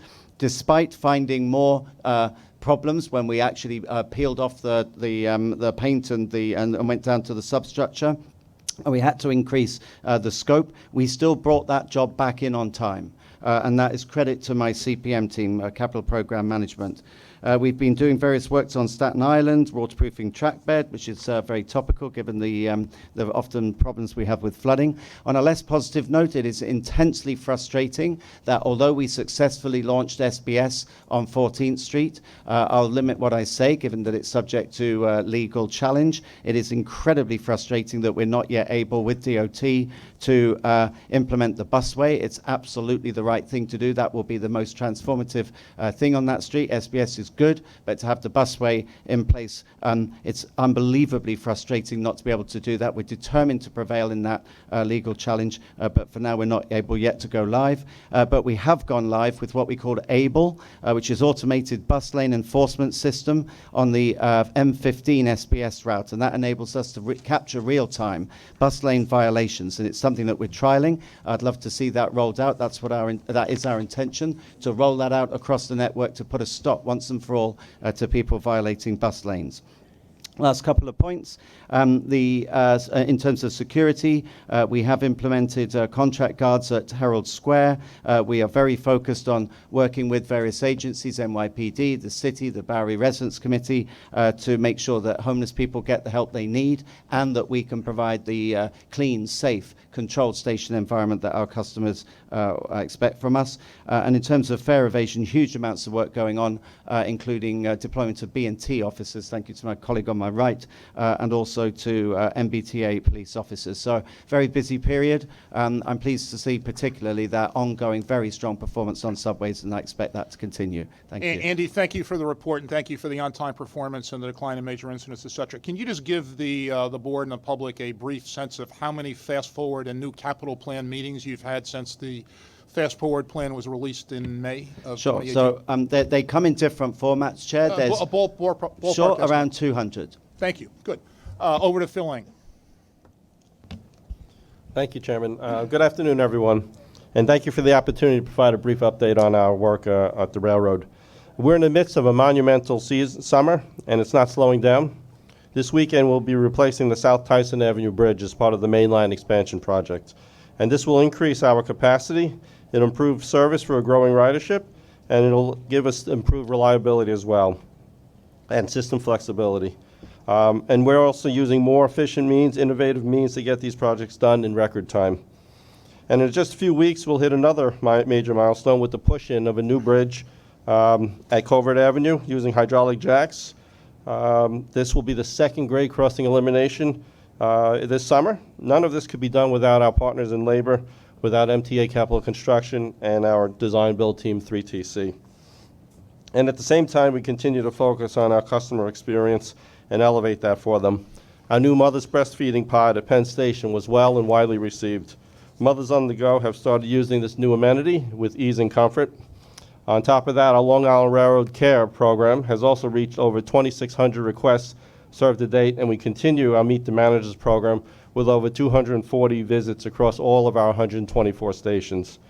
We also understand that with all the work that we're doing in our system and all the construction that's ongoing, customer communication is the top priority. Our new GPS train finding tool, MyLIRR, we believe is still really the best way for our customers to find real-time information in one place where their train is, what service adjustments they can expect, and we continue to encourage our riders to use this new tool for real-time information. So in the just past few weeks, we've replaced hundreds of concrete ties along our main line, upgraded switches at high-priority locations, and completed drainage work at critical interlockings. We do know that balancing our heavy construction season and high levels of service does come with challenges, with slower speeds through construction zones for safety and single tracking along some of our busiest stretches of track. So while our on-time performance in July was 89.9%, our on-time performance for the year is 93% compared to 90% in 2018. And looking at the numbers on the whole, we are seeing a consistent improvement compared to years past. This is on top of a growing ridership. Year to date, our ridership has increased by over 1 million riders compared to 2018. Our Long Island Railroad Forward initiatives and modernization projects like Double Track are demonstrating the immense value to improving reliability and flexibility for our riders. We have a lot of important work ongoing and more to come, and we continued commitment to modernize and improve the system. I want to thank our riders for our patience and understanding, and I want to let them know that the railroad's future is bright, and we intend to improve the service and continue to improve the system for them. So thank you with that, and any questions, please answer them. Phil, thanks for the report and the update and the progress. Kathy Rinaldi, please. Sure. Good afternoon, everybody. As one of the guiding principles of our Way Ahead strategic plan, safety continues to drive all of our actions and decisions. And I'm happy to report that Metro North has reached another milestone in its PTC implementation. This past Wednesday, we began running trains an extended revenue service demonstration on the Danbury branch in Connecticut, which is a significant milestone for the project. And I want to recognize the hard work and dedication of the Metro North personnel who got us to that place. Whether it's implementing PTC, expanding TRACS, which is our community outreach program to educate and promote rail safety, or strengthening our employee safety programs, we are continuing to see the positive results of all of these efforts. During the month of June, we saw a decline in both customer and employee injuries. Year over year, compared to June of 2018, customer injuries are down 6% and employee injuries are down 24%, which is a significant decrease. At Metro North, nothing is more important than putting our customer and employee safety first. With respect to service delivery, our service delivery during the month of July was slightly below goal at 92.4%. Our goal is 93%, and that was entirely driven by performance on the New Haven line. On the Hudson line, we were above goal at 93.6. On the Harlem line, even more above goal at 94.2. But on the New Haven line, we were at 90.3, and that was primarily because of several thunderstorms that resulted in downed trees, which got caught in our catenary wires and had an impact upon service delivery. As part of our track maintenance program, we have a very robust and aggressive tree trimming program. We're really blitzing that over the course of the next few weeks to try to address that particular issue. And we appreciate customers' patience and understanding during these weather events. Along with our focus on safety, like the Long Island Railroad, we continue to invest on our infrastructure to ensure not only safe but also reliable train service. One of our way ahead initiatives is something that we call Smart Track, where multiple work groups get uninterrupted access to one track at a time to get work done, and this has been a real success this year. Work taking place as part of our Smart Track initiative includes track and drainage improvements, rail replacement, installation of new ties, and general cleanup of the right-of-way. It's allowed us to make great strides in improving our rail infrastructure on the New Haven line around Mount Vernon. Over the past 6 weeks, we've been working on the Harlem line in the Bronx, a 7-mile stretch between Melrose and Woodlawn, where so far we've been able to install over 700 new rail ties, vacuum over 170 debris-covered ties, install new switches, install more than 4 cars of ballast, and clear dangerous trees, among other critical infrastructure improvements. Customer service outgrowth of the Smart Track program. With one track out of service in that area and reduced capacity, we had canceled a local train but added station stops at affected stations to other trains. As part of Way Ahead, we have monthly customer Connect With Us forums. I go to those forums, and we had one at Woodlawn in July. So a bunch of us were there early on in the morning, and we heard from a number of customers who were not happy with their substitute train service because it was too crowded and they couldn't find seats. And they were right, because while there were enough seats scattered throughout the train, Woodlawn Station is a short platform that can only board 4 cars, so the customers were all bunched together into a small area. So we went back, we huddled with our operations folks, and we identified another train that could accommodate some additional customers and make the Woodlawn stops with minimal ripple effect on the rush hour operation. We added the station stop 10 days later, notified our customers, and we made another station visit where we found a much happier group of customers who had felt that their voices had been heard and their concerns had been addressed. Finally, with respect to another service delivery initiative, this is something that came about from the service delivery working group that we have at Metro North. It's a joint security service delivery initiative that we've implemented with partnership with our colleagues at the MTA PD. One of the drivers of some on-time performance issues that we were having last year was a spate of unattended package issues. So if they occur at the wrong time of the day and the wrong location, they can have a real impact upon on-time performance and service delivery. So rather than holding trains and stations for the arrival of the K-9 unit, which can cause delays, what we've been trying to do at certain key locations is moving trains into a nearby yard and installing ramps that the K-9 forces can access. This allows police to access trains without disrupting service. We have these ramps installed in Stamford, North White Plains, and Harmon, and we're actually going to be unveiling a comparable ramp in the Brewster Yard next week. So this improves service delivery, improves the ability of the K-9 units to get to the affected trains without impacting service delivery. So thank you all. Those are my updates. Thank you, Kathy. Danny DiCrescendo, please. Good afternoon. At MTA Bridges and Tunnels in July, we still see traffic increasing. And just to remember that last year in 2018, we had record traffic numbers, so every month we're seeing the traffic going up. That being said, I'm happy to report that part of our collision mitigation measures, we installed a friction overlay treatment at the Verrazano Bridge, where we're seeing a lot of our accidents, and we targeted this specific area, which is upper level, Brooklyn bound, towards the Bell Parkway, where we see a lot of traffic backing up on the Bell Parkway onto the bridge. So time will tell. We had some success with this in the past, And coming in August, we're going to target the Whitestone Bridge with the same treatment. Just to touch on what Andy mentioned about fare evasion, in August, we started our full deployment of bridge and tunnel officers, and we started at the bus stations. Yesterday, we had an arrest of a person who was known to harass a bus operator. It occurred about 4 p.m. at the Eltingville transfer station. A bus operator recognized an individual who had spit on him in the past, and it was an open NYPD complaint. The bus operator notified the TBTA officers who were conducting fare evasion, worker safety enforcement. We like to call it system safety, because we're out there and it's not just worker safety, we're actually keeping the customers safe, we're keeping the entire system safe.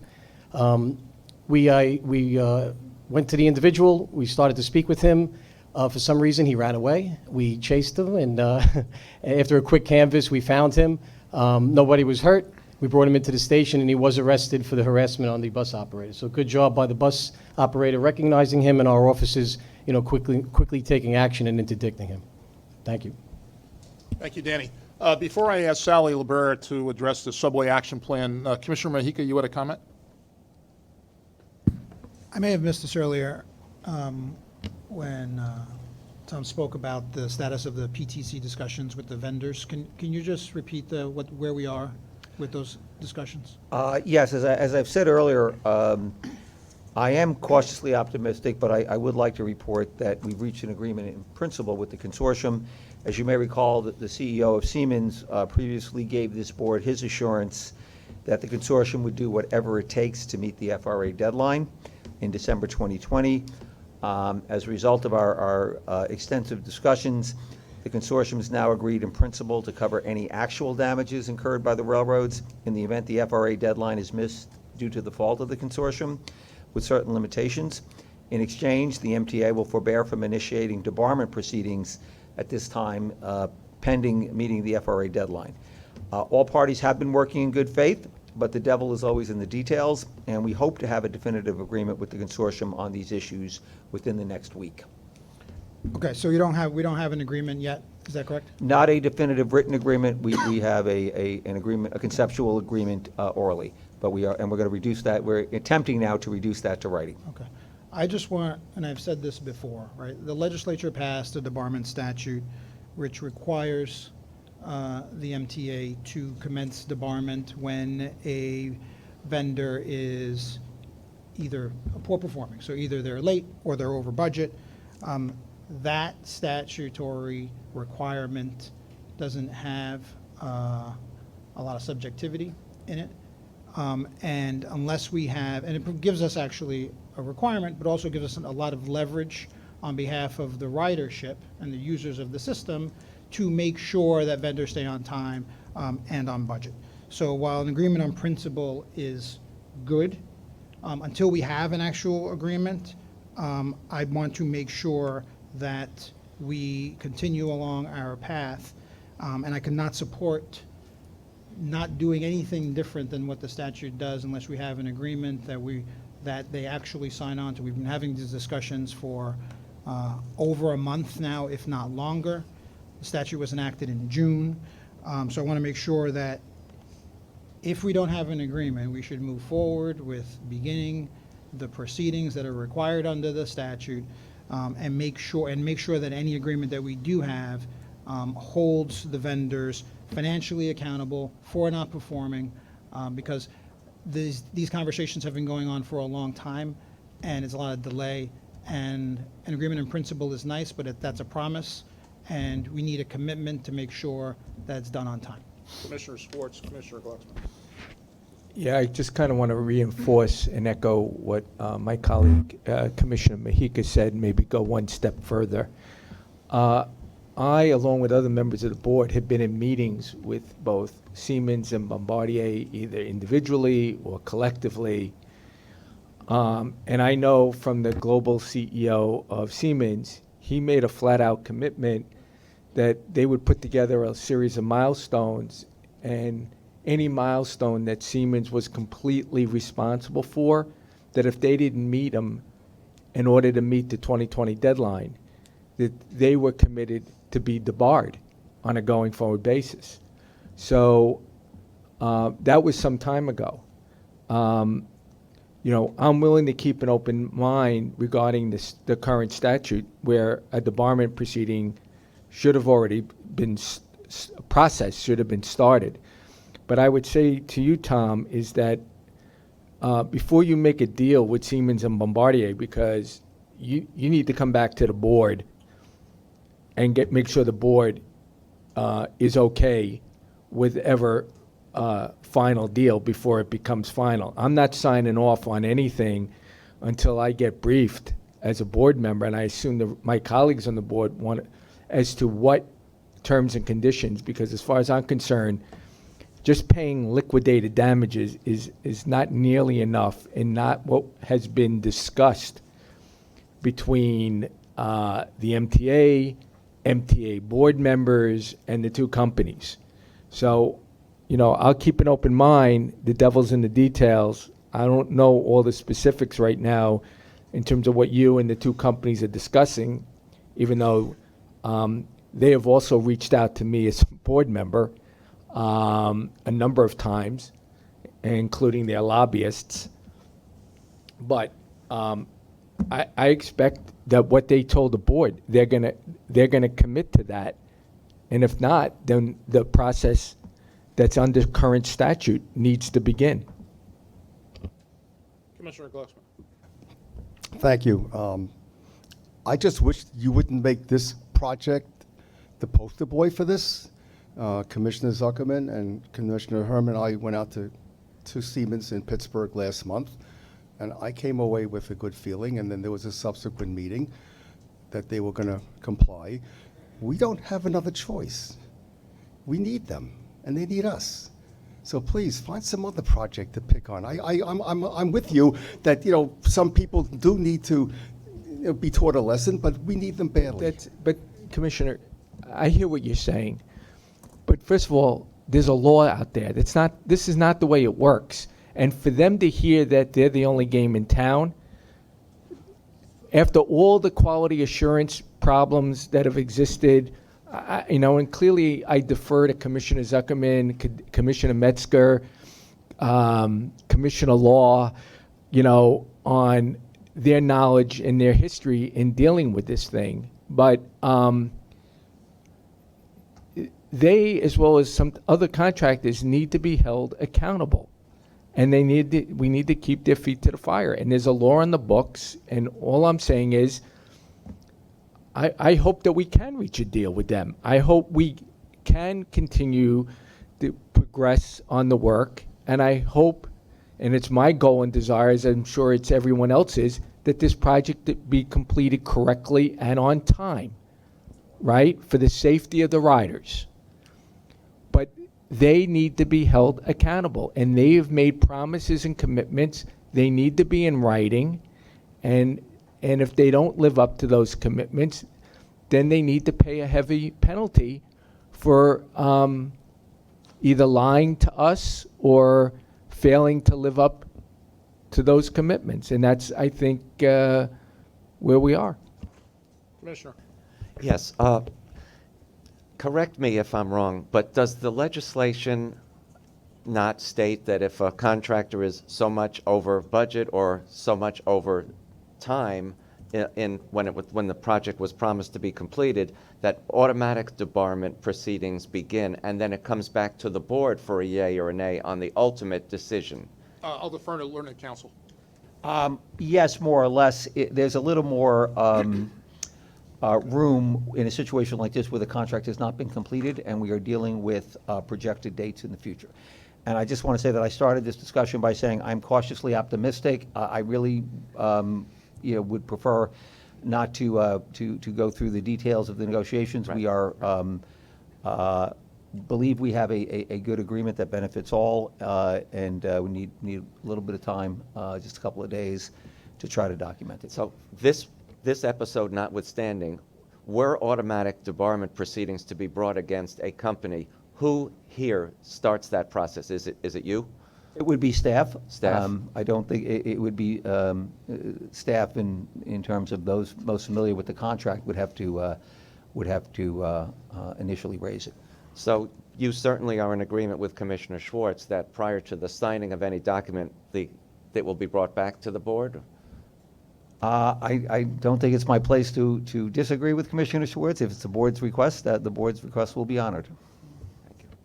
So can I just, point of clarification, Tom, you think you'll get this done by the end of next week, or? That is my hope. Okay. As I And said, then- I'm optimistic. And you'll bring it to us for the September board meeting, or? Yeah, we'll figure out those details. We'll get it to the board. Okay. Anybody else on this subject? And I'm going to ask Sally Librera to bring us up to date on the Subway Action Plan, which, as you recall, was a response to Governor Cuomo's declaration of a state of emergency in July of 2017, declaration of state of emergency with respect to the subways. Its success and progress is demonstrated by improvements in subway performance, some of which Andy Byford reported on several minutes ago. Sally, over to you. Thank you, and good afternoon. Today, we are about 2 years from the initial declaration of the Subway Action Plan and initiation of the program. Today, I'd like to briefly look back on the program, to highlight some of the successes of the program, and to talk about how the program has made us a stronger organization today. SAP has significantly contributed to a dramatic and historic turnaround in system performance. So with the chart that's up on the screen, the blue line is monthly delays.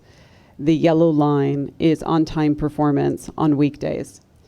The scale on the x-axis is from the middle of 13 to the middle of 19. What you can clearly see from the period of mid-13 to the period of mid-17 is persistent, years-long declining performance in the way of an increasing blue line, the increasing delays, and a decreasing yellow line, which is decreasing on-time performance. This years-long persistent decline in 2017 precipitated the state of emergency that was called and the beginning of the SAP. What you can see from the graph is with the introduction of the SAP, that persistent decline levels off. We have a period of stabilized performance, and then that is followed by a dramatic rate of improvement in both on-time performance and delays. So Sally, just before we leave this one, we want the yellow line to go up and the blue line to go down. That is correct. And if my math is right, the on-time performance has increased by about 21% from the, say, a year ago? Does that sound right? From Yes, that's about right. 65 to 81? That's right. Okay. We are, that's points. So we are about now at our six-year high. We're nearing a 6-year high for on-time performance and a 6-year low, which is a good thing for delays.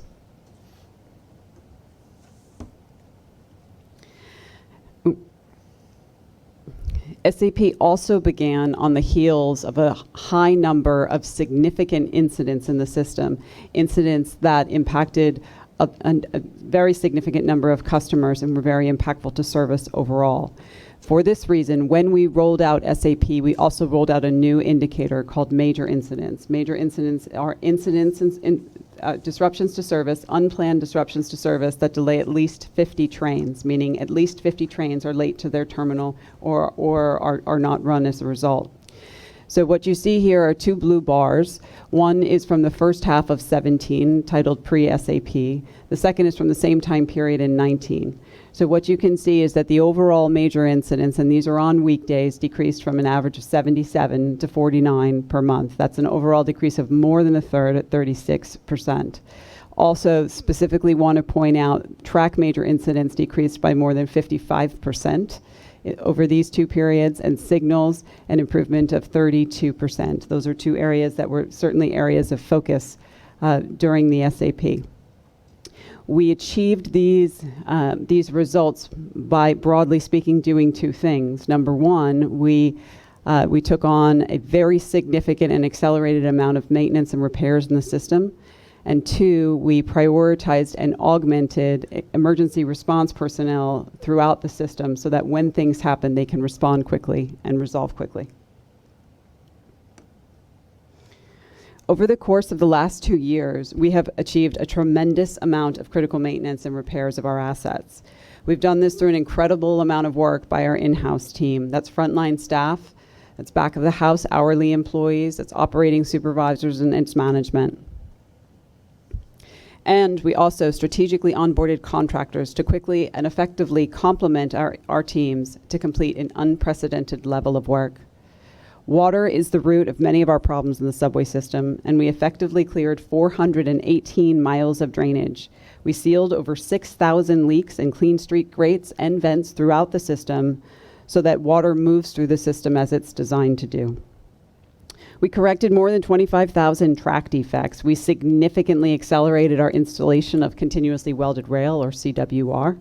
That improves ride quality, removes joints that are prone to defects that cause delays, and reduce wear and tear on our railcar trucks that now have a smoother ride. We removed debris from our entire underground network, and now we're running 3 high-powered vacuum trains. Track fires, which are very disruptive to service and to customers, are now reduced by about a third compared to just 1 year ago. We inspected all of our wayside signaling equipment across nearly 700 miles of mainline track. We repaired over 2,000 signal components and are strategically replacing stops, cables, and airlines in key locations. We worked closely with Con Edison to complete work to protect against power surges and dips. We installed 384 sag correctors that correct for power variations without disrupting subway operations. We installed more than 2,000 smart meters system-wide that we can use to detect problems before they hit. And we installed more than 200 generator quick connects to restore signal and station power more quickly during a power loss or as a contingency when supply is compromised or degraded. SAP was also very much focused on the customer environment, communication, and customer transparency initiatives and improvements. We focused our car maintenance and repair campaigns on components that most influence performance, and we've seen gains in MDBF as a result. We also performed deep cleaning of cars, as well as deep cleaning of stations. For elevators, we integrated contractors for maintenance and repair. We also made structural changes to our internal staffing by adding specialists, apprentices, and helpers. We made changes to our maintenance cycles to get to machines more frequently, and we brought elevator availability to 6-year highs recently. We've also made significant gains in customer communications during this period. Credit to Sarah Meyer, our Chief Customer Officer, and the investments through SAP. All stations now have countdown clocks, PA systems. We're quickly installing more digital screens in stations. We built a strong interactive social media team that is doing a wonderful job of engaging with our customers. We also augmented the number of dedicated announcers that we have in the system. Those are dedicated announcers that give announcements in stations over PA. We also added customer-focused metrics to our operating statistics and introduced a new public interactive dashboard for detailed performance information. But the real power of SAP wasn't just about production. This wasn't just about a surge of maintenance and a surge of defect repairs. This was about finding and infusing more efficient, productive ways of doing business. We overhauled how we set up and remove power for when we initiate work orders, when we're doing construction or maintenance in the system. And by doing this, we've been able to get 40 to 60% more productive time per overnight work closure than pre-SAP. We were able to increase our car overhaul capacity through process efficiencies and have added data visualization boards that track progress on campaigns and car performance and component performance in maintenance facilities and on shop floors. We overhauled our mobile wash schedules and introduced new quality assurance checks and processes to improve performance. We've introduced new tools and equipment, like the magnetic wands that over 1,000 employees now carry, which help them remove metal slivers from joints that can cause track circuits and cause delays. We've introduced new cleaning equipment and new cleaning chemicals for cars and stations.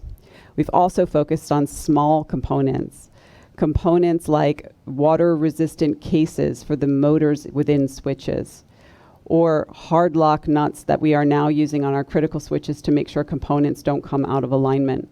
Those sound like small changes in the realm of our very complicated and complex signaling system, but they drive delays, they drive incidents, And both of those are down now for signals significantly compared to pre-SAP. SAP has helped us identify these root causes of problems and address them quickly. Third, we accelerated our enterprise asset management or EAM work through SAP. This gives us better information about the performance of our assets and the condition of our assets. Our maintainers are now entering information directly into handheld devices at the site of an incident or at the site of an inspection. We can run stronger reports with respect to failure rates and stronger reports with respect to open work orders and current status of work. We're now mapping those open work orders, those defects, against upcoming work occasions so that we can overlay those and not have to take on additional customer disruption to get this work done. In short, we're getting more work done, we're getting the right work done, and we're doing it in a way that minimizes customer disruption. Moving forward, SAP has created a new baseline for us in terms of system and asset health, but also in terms of operational efficiency. We will build on this standard through ongoing enhanced maintenance programs like the rail grinding and water management initiatives that we first initiated during SAP. And we'll continue to add targeted campaigns that build on the work that we've already done with SAP. A good example of that is that we are now collecting information from the drain boxes that we cleared system-wide during SAP. We're entering that information into the EAM system I just spoke about so that we can run trends, so that we can run analyses and inform a data-driven maintenance cycle moving forward. We also plan to extend the QA audits on preventative maintenance that we began in Signals through SAP. We'll expand this into other key maintenance areas as we move forward. These audit results inform training, performance management, and effective feedback, ensuring that we're getting the most from every activity in the system. We know that we have more to do in subways. The Subway Action Plan has moved us forward tremendously. The health of our system and our organization is undoubtedly stronger today due to these strategic investments, and we are poised to continue this improvement. Thank you. Thank you, Sally. Mr. Schwartz. Yeah, just a couple quick things. Thank you very much, Sally, for that report. In the past, I've talked about also if you, and maybe it's being done at the New York City Transit Committee meetings, to also have a metric on incidents that are 25 to 50 cars. You know, I mean, obviously, because our on-time performance is improving, I'm sure those incidents have decreased as well. But regardless, when you're a passenger, a delay is a delay. So if we can just have metrics and monitor incidents between 25 and 50 cars, that would be helpful. The other thing is, and I may have either gotten this wrong or misunderstood, Andy, when I've talked to you in the past too about on-time performance, the other metric you've mentioned is journey time.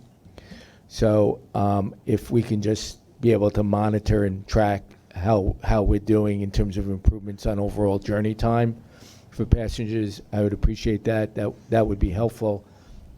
And the last thing I just want to ask is I'm a regular rider of 4, 5, and 6. And I know how problematic is when there's standing water in the system and all the problems that water can occur, and we've eradicated the vast majority of that. But occasionally I will see standing water. I don't know if it's something after a major rainstorm or something else is going on. So is it part of the protocol for this, station manager program that we have, where you have individuals that are assigned and accountable for each one of their stations? Is part of their inspection and protocol is for them to look to see if there is any standing water and to report it, so that if it's more than just a drying out, maybe there's a clogged drain again, or there's something else going on, that it's reported and it can be looked at sooner rather than later to just maintain the success that we've had to date? Thank you. Okay, I can comment I can comment on all of those points. In terms of the major incident calculation at 25 trains, that's something that we certainly can do mechanically. I will say that we have looked at that data, and the trends show the same overall trends as when we look at 50 in terms of what the trends are by cause, what the trends are in terms of overtime. So that is for the majors. In terms of the customer journey time performance, that is a measure that is included in the operating report for the TA committee. We'll say that in recent months, we've been hitting highs each month. We started tracking that statistic back in January of 15, 4.5 years ago. We're at 4.5-year highs for that. I agree that is a very strong statistic because it's from the perspective of the customer, and it's the customer version of the on-time performance, which is from the perspective of the trains. So I completely agree that those are two statistics that should be looked at together in all cases. With respect to your last question about standing water on the track, we certainly want to get to a point where that is not something that we see, that our customers see. That there could be water on the track for any number of different reasons. It does not mean that the drains are clogged. Sometimes there could be litter or debris that's essentially blocking a drain, and is causing water to pool. That is something we definitely expect our station staff to report. It's also something we expect our track staff to report. And our infrastructure staff would respond in the event that it's something that needs to be unclogged. So. Andrew and Norman. I can definitely vouch that the subway action plan is reaping benefits. People are coming up to me unsolicited and saying, my ride's gotten better. I didn't even ask them. So that's certainly a good sign. But I did want to ask either Sally or Andy, the bug that infected the automatic train supervision episode that Andy was referring to that delayed more trains than the Con Ed power outage, is there a way to guard against that in the future? Is there an anti-bug software or something? Just before Andy or Sally answers, we got to be careful about the word bug. It was not a bug in the sense that some third party placed it there. It was a piece of code which at some point became defective, right? The word bug suggests that there's been some hacking episode. That did not happen here. Right, Sally or right. Andy, over to you. So, we understand what the issue was. There was some code that the vendor had flagged, but in a very generic way and not specific to MTA or to New York City Transit. That particular process to guard against that. In other words, the complete repowering, rebooting, powering down, and powering back up of the system would have mitigated against that. We actually were on course to mitigate that later that month. We didn't get to it in time because we were not cited on it. So what we have done is strengthened our procedures with the vendor. Don't just send out generic advices somewhere buried in which there might be something specific to NYCT. Can you please call it out? If there's something that we specifically need to do, tell us. And it's a two-way thing. We're equally paying much more attention to what appeared to be generic flyers from the vendor. Norman. Yeah, either you or Andy, or really Phil or Kathy too. It's kind of the same question, but really, how does the subway action plan, and to a lesser extent the plans on the railroads, how do they dovetail with the enterprise asset management reporting? I mean, you got them like carved out as a separate commodity. You've got like asterisks by them because it's a moving target, or that's kind of, is that I can start, and then if anyone confusing else enough wants question to for add you? in. So the SAP activities that we do really fall into activities above and beyond what was happening before SAP. And so in some cases, we've taken initiatives that were already underway and we've enhanced them through an acceleration or through a greater goal for productivity. In other cases, we've taken work that we were working through and we've essentially added the next phase of taking that project forward.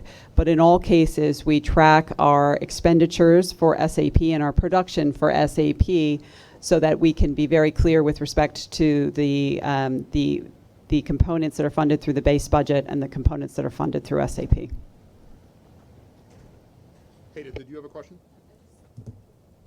In clarification, Andy, we didn't know that there was a decoding issue, right? No, we didn't. Other than the vendor had put out a very generic statement to all users of this particular software that there might be an issue. What we're saying is you need to help us more by being more specific. You know, I would expect someone to a customer-focused organization say you specifically, a bit like say the FAA would say all users, including you, airline, you need to do the following thing. That didn't happen, so we've strengthened our procedure to make sure that doesn't happen again, and we're not just reliant on them telling us. We're actively scrutinizing every communique that we get from that organization. Got it. Thank you. Any other questions? All right, I'm going to ask Ronnie Hakem to report on task force activity, and then Mildred Chua to report on transformation. Thank you, Chair. I'll give a brief update on two recent efforts. Let me start with an update on the Fare Evasion and Worker Safety Task Force. As you may recall, we completed a plan that was required by statute. The major goal of the task force is simple: to get the customers to pay their fare. In June, we began the deployment of MTA police, bridge and tunnel officers, members of Transit's Eagle team, and with the NYPD. As of August 5th, the task force was fully deployed onto the 50 top fare evasion subway stations as well as bus routes. The task force has also employed a significant communications campaign. These are now up system-wide. You'll see them as you're riding in our system. Announcements, digital signs, posters, all to engage the public to do the right thing.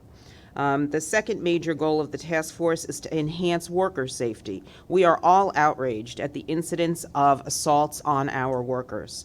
To support this, we've worked with the TWU to identify service locations that were viewed as having a higher safety risk, and we've been providing law enforcement presence at those locations.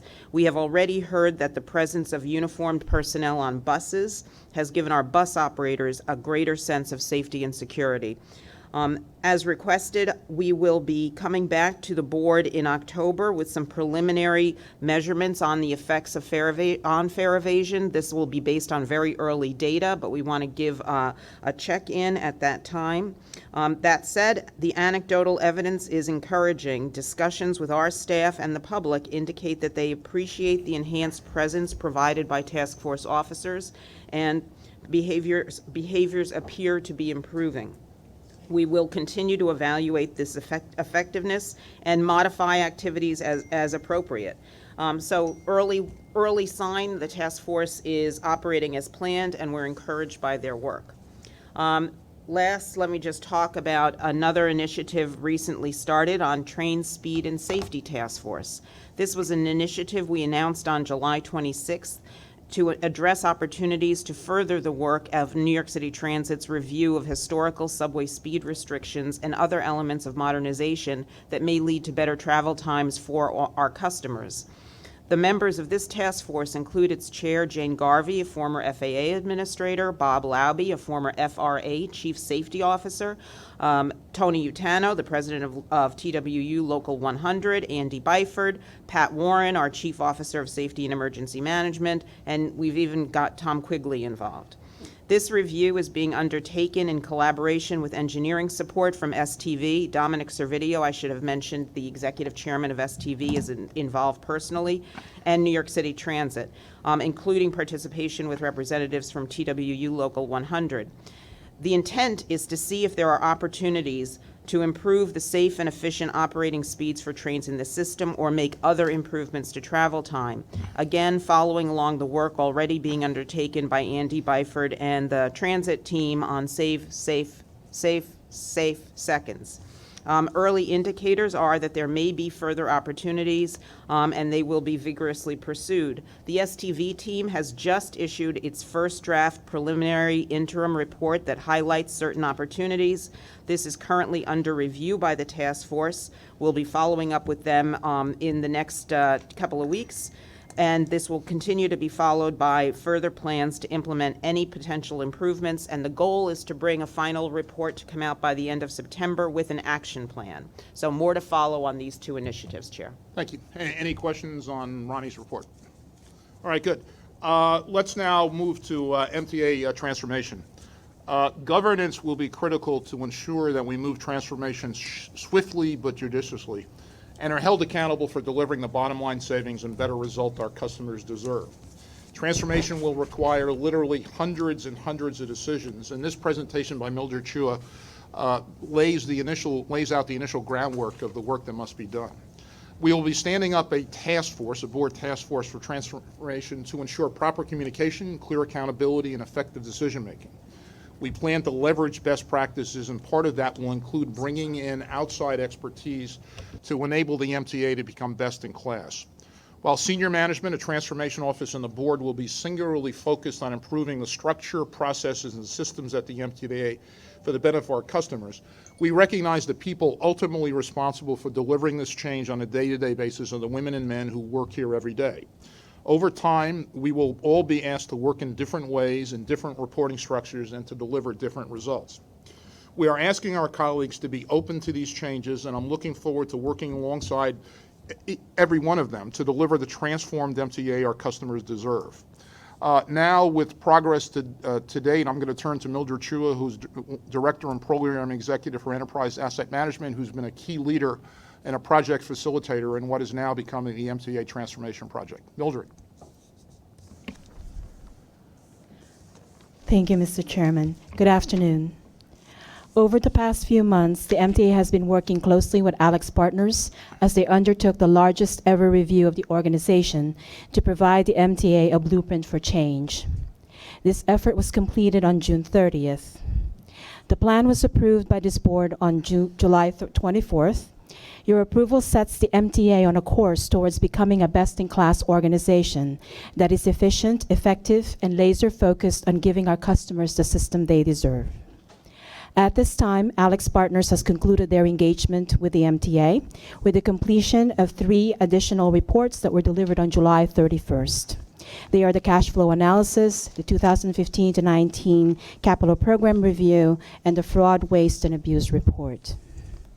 These are all posted on the website. The MTA now owns the transformation. The direction the steering committee has given is that we cannot wait to onboard a chief transformation officer to mobilize, although a search is currently underway.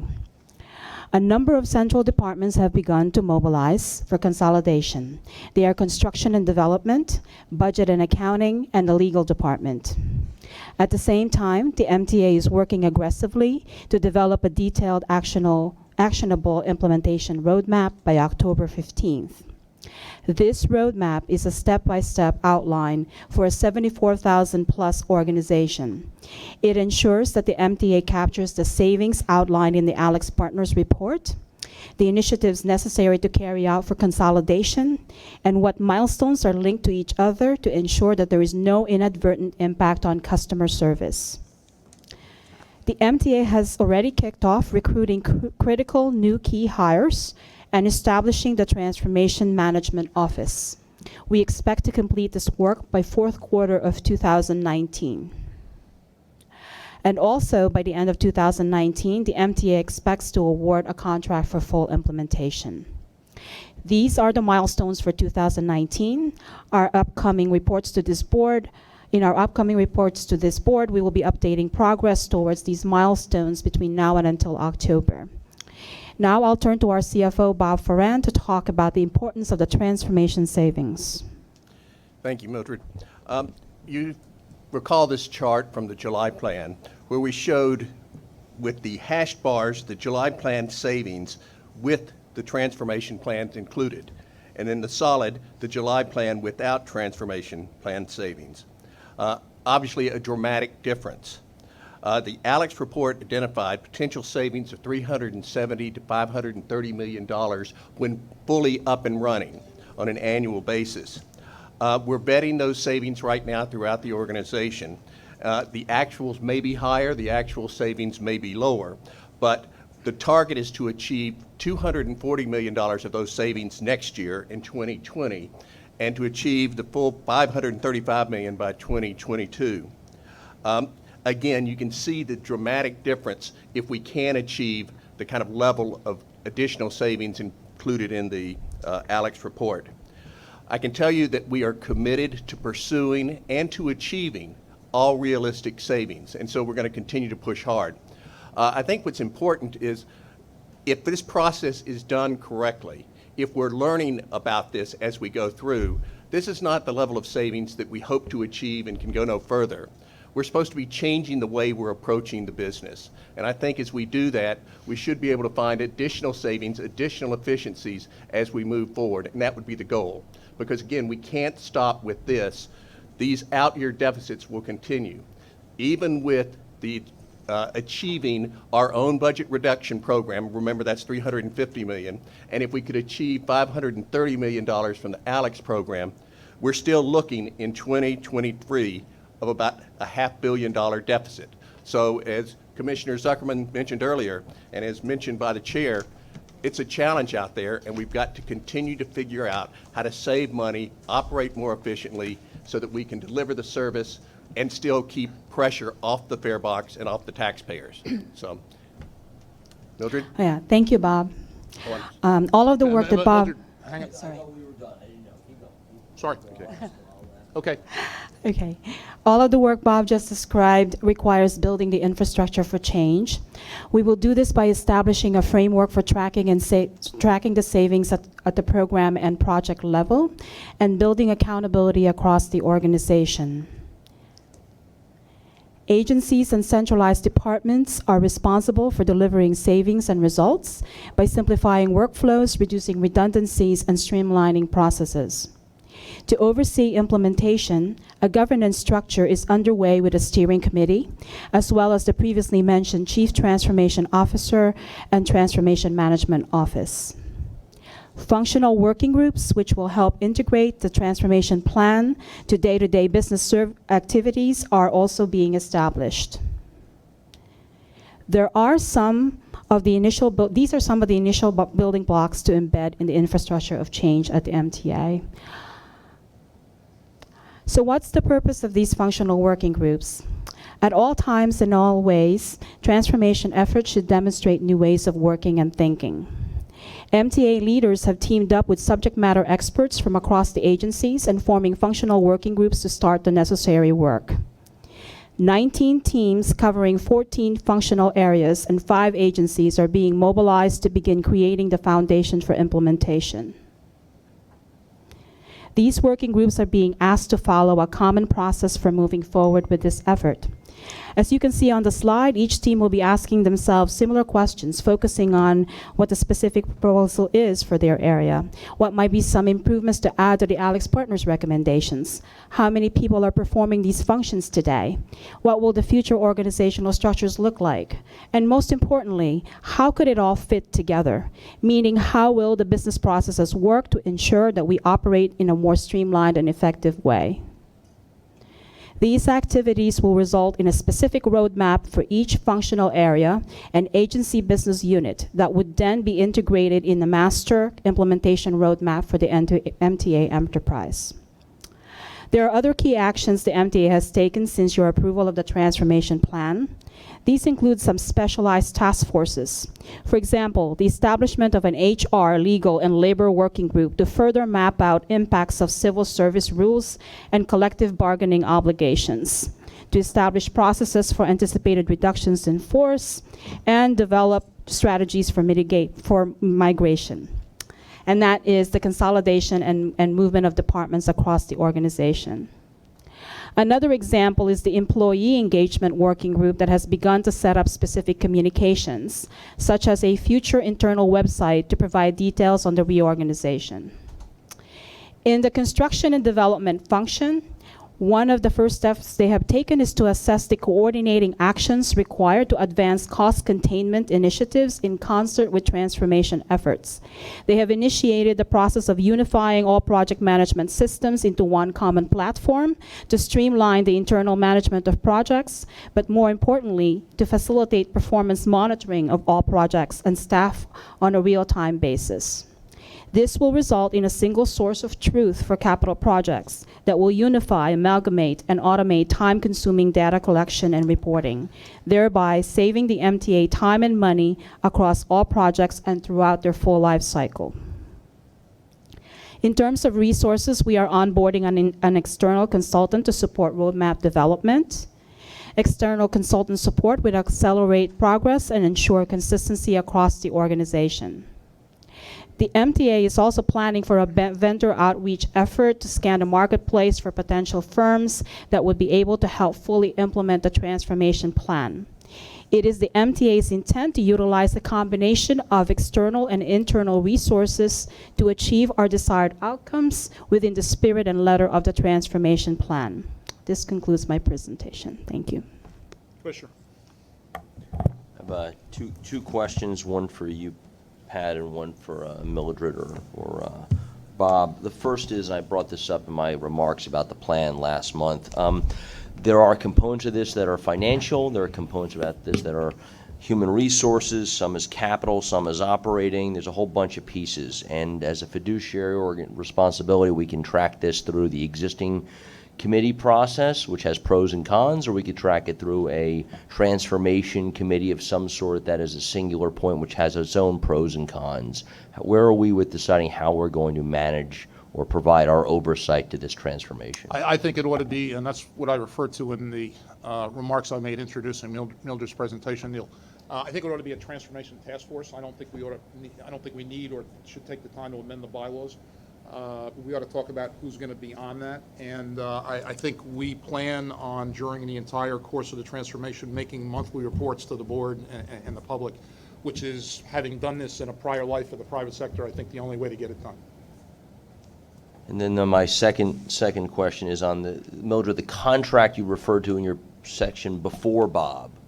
Then when you came back after Bob, you started talking about the consultant, that's the external consultant. Is that contract, the fourth quarter contract, the same on your flow chart as the external consultant you're talking about? No, we are onboarding a consultant for roadmap development, but there is a full implementation plan that will be available October 15th, and that's the one that we're going to be soliciting for a contract for. And that firm, Neil, is not eligible to vote on the larger project, right? Because part of its mission or part of its charge is going to be to write the RFP for the ultimate implementation. The RFP is particularly important. I assume that what we're going to want is some mix of hourly as well as success, but success kind of based on, recognition, real time, real dollars in pocket. And that's complicated, and I think, frankly, having outside expertise on that, I think, is particularly important. So are we planning on waiting for a chief transformation officer before that hire, or No. we're gonna make a selection of a transformation consulting firm in parallel to the hiring of the chief transformation officer? Well, the firm that's going to put the implementation timeline together in the RFP, we've hired Guidehouse, right? And we did that based on a New York State Department of Budget contract and the same pricing. There was a list of eligible firms. Then we will do an RFP for a firm that will actually do, over the next 24 to 30 months, implementation. And that firm will get paid in part based on hourly, and this is your world, and in part based on a success fee to be determined. Commissioner. Yep. Pat, I just want to make sure, one of the things that Alex Partners raised, and I just want to see some kind of a consolidated list, is there were problems in terms of in the area of data collection. Either there was data that needs to be collected that didn't exist, that would be helpful in certain types of decision making, or data was being collected but it wasn't being collected in the best format to be used in the best way. So I'm interested in getting some kind of a master list of the things where we don't collect data, that we need to collect data, the things where we do collect data, but we need to collect it in a different format. And I'm sure there's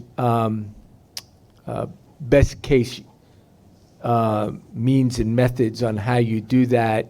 But I'd just like to see some kind of master list and how that's going to all get kind of integrated or incorporated in the transformation So, plan. Commissioner, two things. I'd add to that list. I think Alex Partners particularly commented on the quality of data in certain circumstances. So, point two, we'll come back to the board with respect to that master list. Anybody else? Okay, good. I think I'll take a motion to adjourn. Second, all in favor. Adjourn till September 26th. Thanks all.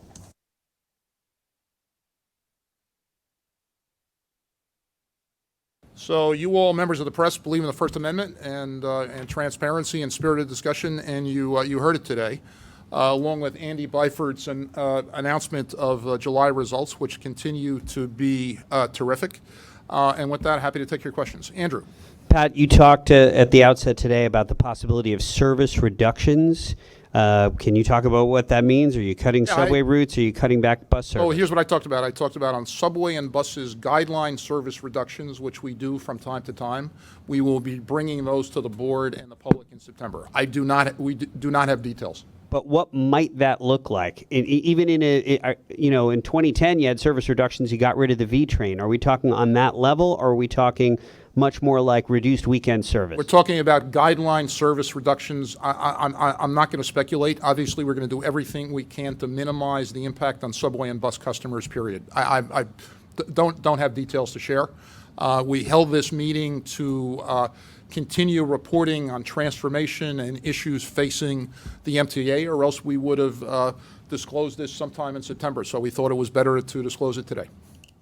Yes, sir. The Morrison and Forster report talked about recommended realistic but aggressive timelines for implementing what their recommendation. How comfortable you are with the timelines for the different things they've recommended? Well, some of the things that are recommended are already being done. Right. The biometric clocks, the Chronos connection to payroll, et cetera. So I have a very high degree of confidence the things that are done will be have been done. I think the Morrison and Forster Morrison and Forster recommendations in particular, I think are valuable and important. And the overtime issue, which has been a issue discussed since I joined the board, I guess in April, that discussion and that focus is going to continue. And I think the basic message is we can do better and we have to do better. Marcia.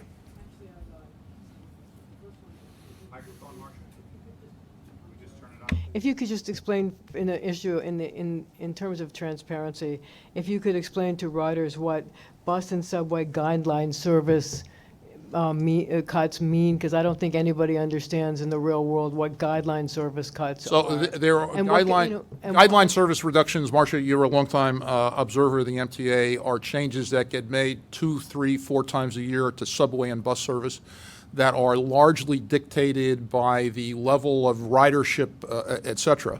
That's not an uncommon thing. We're going to be making guideline service reductions in September to be determined. And is this because of the need to reduce the overhead, to find service cuts, because you have a budget shortfall? It's in part because of the red ink on this page, which all of you have seen at board meetings, including today. TV cameras. There you go. It's driven by this, yes. So how much of a gap are you trying to close? Well, the gap that we're trying to close is hundreds of millions of dollars. The service guideline reductions are going to be a relatively small portion of that. But I want to be clear. We've got hundreds of millions of dollars, and in the out years, $1 billion to solve for. So I have another unrelated topic for another reporter. So Andy, this is actually a question for you.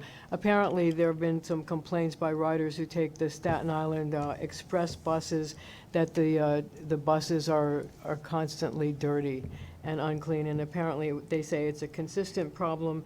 And the question that the reporter wants me to ask is your reaction to an MTA express bus going out on the road with filthy windows saying, "Clean me," and "dirty, how can this happen?" And anything else you'd like to say about the express bus service and unclean conditions? Okay, well, on the specific, that's unacceptable. Buses should not be dirty, and certainly whenever I ride the bus, it's something that I look at very closely. I have a look at both the exterior and the internal cleanliness, and the buses do go through the wash every day, and they do get subjected to regular internal cleans. So a bus that's got something written on the window in dirt is completely unacceptable, and if your correspondent has some specifics, then I'd like to know that, because we'll follow them up. On the more general note, I was on Staten Island yesterday. We did an event for the one-year anniversary of the launch of the express routes, and the customers I spoke to were pretty happy on the whole. I'd say, if I spoke to 10, 9 out of 10 were happy. Why? Because the journey times are down, which is good. The average speed is up. It's up by something like 5.6% on the express routes. The reliability of service, and that's things like gapping and bunching, has improved. So we're still making refinements to the service, but the main success criteria that we set are being met, and that's a good forerunner, I think, for the broader reviews that we're doing at the moment, namely the Bronx right now and Queens still to come. But cleanliness of trains and subway stations and buses is a subject dear to my heart. No, that's unacceptable. So while you're there, could you also talk about the program that the Transit Authority is going to do this weekend to try to take the homeless or get service for the homeless at certain subway stations throughout the system? No, that wasn't a subject for discussion yesterday while I was at Staten Island, but certainly we're very focused on a whole on myriad issues, including sensitively taking action to get homeless people the help that they need. As you heard from the board meeting, things like fare evasion, driving up basic performance. My team is fully engaged across a whole swathe of activities right now, which will ultimately improve the traveling experience for our customers. There was a story in one of the papers today that state police, MTA police, and others would be going to targeted subway stations this weekend to do outreach to try to get the homeless into service and out of the subway station. Sure, but this is part of a program that we've already been working on. We have been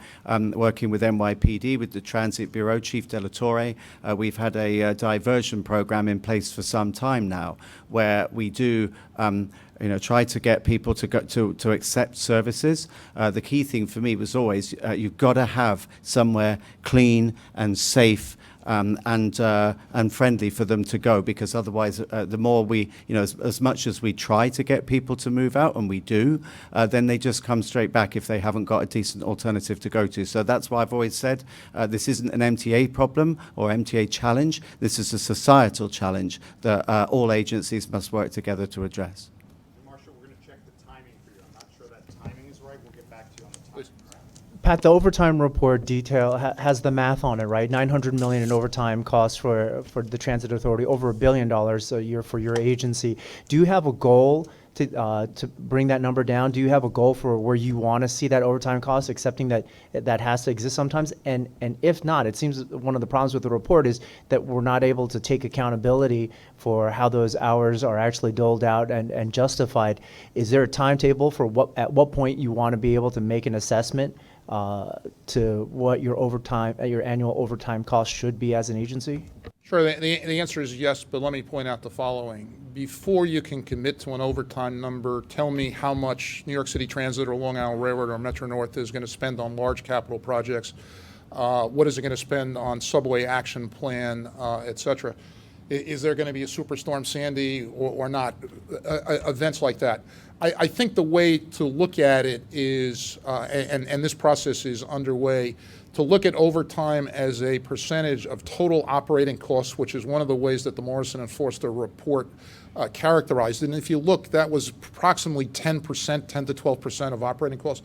And also look at overtime as a percentage of kind of base salary. Those analyses are underway. Alfonso.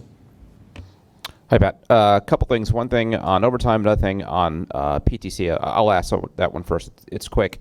The understanding that it is not a done deal, would the damages that the MTA would look to recover from the consortium include potentially the fines that the MTA would face if it missed the deadline, the federal fines? So, Alfonso, the matter is in the hands of lawyers on our side and hands of the consortium. I'm not going to comment on that or any particular specific aspect of it.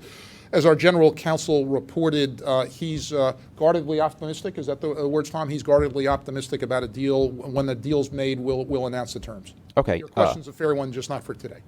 On overtime, I thought it was interesting that different board members had very different views of what the report said. Commissioner Lacewell talked about it, depicting a gross abuse of the public trust, and John Samuelson kind of saw it the opposite way, said this is essentially a vindication of workers against these accusations of fraud. Is there anything to be taken from the report about what, if any, level of fraud exists in the MTA?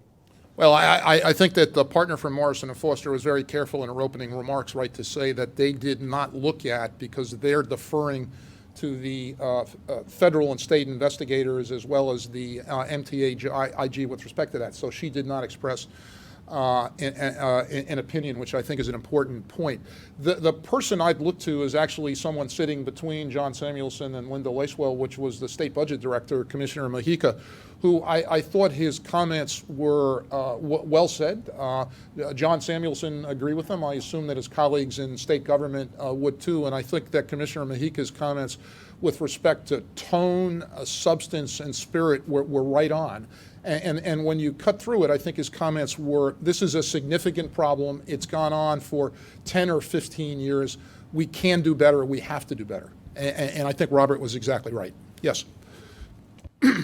To the warning about potential service cuts, fares went up this service guideline adjustments. Service guideline adjustments. Thanks. Fares were hiked this spring with the proviso that they would help forestall any service cuts or adjustments to the service guidelines. What has changed in the sorry, but I MTA's don't think that commitment was made at all in terms of the fare adjustment. The fare adjustment that was made to address this, right? Right. Which is that we face hundreds of millions of dollars getting into the billions of dollars in 2 or 3 years. And as Commissioner Zuckerman noted today, and he has at significant board meetings, our expenses, especially personnel expenses of all types, that includes white-collar workers here, and it includes people who work subways, buses, Metro North, Long Island Railroad, are increasing faster than our revenue is. And that's really one of the bases of this problem. Has that gotten worse in the last few months? Well, look, we reported today we've taken $75 million out of the hide of vendors. Bob Foran has a $350 million program for 2020. I've got a high degree of confidence that that's going to be achieved, because he's got a high degree of confidence that that can be achieved, and he's delivered in the past $2.5 billion of annual recurring savings, which is an extraordinary amount. There's a lot, we're in dire financial situation. There's a lot of financial pressure on the MTA. That's not going to go away tomorrow. It's not going to go away next year. The CBC report, I think, did a valuable public service. So did the Moody's report, frankly, as have the reports from the state controller on the financial condition of. We're in dire financial situation. But there's not a specific, new event, whether it's a revenue shortfall or an unforeseen cost, that has driven this decision to re-examine service levels come the fall? No, the answer to that's no. This is not a new situation. The fact we've been in dire financial situation, I think, is something that I and my colleagues have said all year. Clayton. Jose, you're next. Pat, in the overtime report, there's one line that points out that some of the overtime increases resulting from Subway Action Plan were caused by uncertainty as to whether or not the city's share would come in. Can you elaborate on how that happened and whether or not some of those positions have since been filled since the city put in its share? Well, what happened, you all remember the history. The Subway Action Plan was an $836 million program split between the state and the city. The state funding, I'm not going to replay the whole history. The state funding came in first, the city funding came in later. That delayed to some extent work on the Subway Action Plan, including associated hirings. Sally Libera, I thought, gave an excellent report today on the status and the achievements of the Subway Action Plan, and I think that referenced the delay in the city funding. We're long past that. Jose. Can you give some? Hey, can you give some sense of where things stand with the capital plan? I saw you had some criticism today that you said it has been presented in some form at the town hall meetings for the Fast Forward and other such plans. Hundreds of times. Yeah, my comments weren't a criticism. First, as I mentioned, Ronnie Hakem and some of my other colleagues met with Reinvent Albany and Transit Center and other folks yesterday. And I think they had a good meeting, and those discussions are going to continue. My comments weren't criticisms. My comments were just a recognition of the reality, right? Andy Byford and Phil Eng and Kathy Rinaldi, a year ago, or a year or so ago, came up with Fast Forward in the case of transit, Long Island Forward in the case of Phil Eng and the Long Island Railroad, and Metro North Way Ahead in the case of Kathy Rinaldi and her team. That's about a year ago. And there have been hundreds of meetings in the city of New York, Long Island, and the Metro North service area. So this is not a new issue, and frankly, this is the first time that I'm aware that MTA agencies leading up to a capital plan have done such written, polished, comprehensive, and complete reports on modernization of their assets and the effect that a new capital plan could have. So I think it's all positive, and I think that important good work. Andy, you've done how many? 140 or so? Overall, in all formats, around 200. So 200. That's an incredible amount of outreach all over the 5 boroughs, and it should not go unnoticed or uncommented on. That was my point. But at what point will it be next month when we start to see the specifics of the plan? Yes, next month. Dan. After the transformation plan, you get your $500 million in savings. You still have another $500 million. This is kind of actually what the MTA board member Neil had mentioned.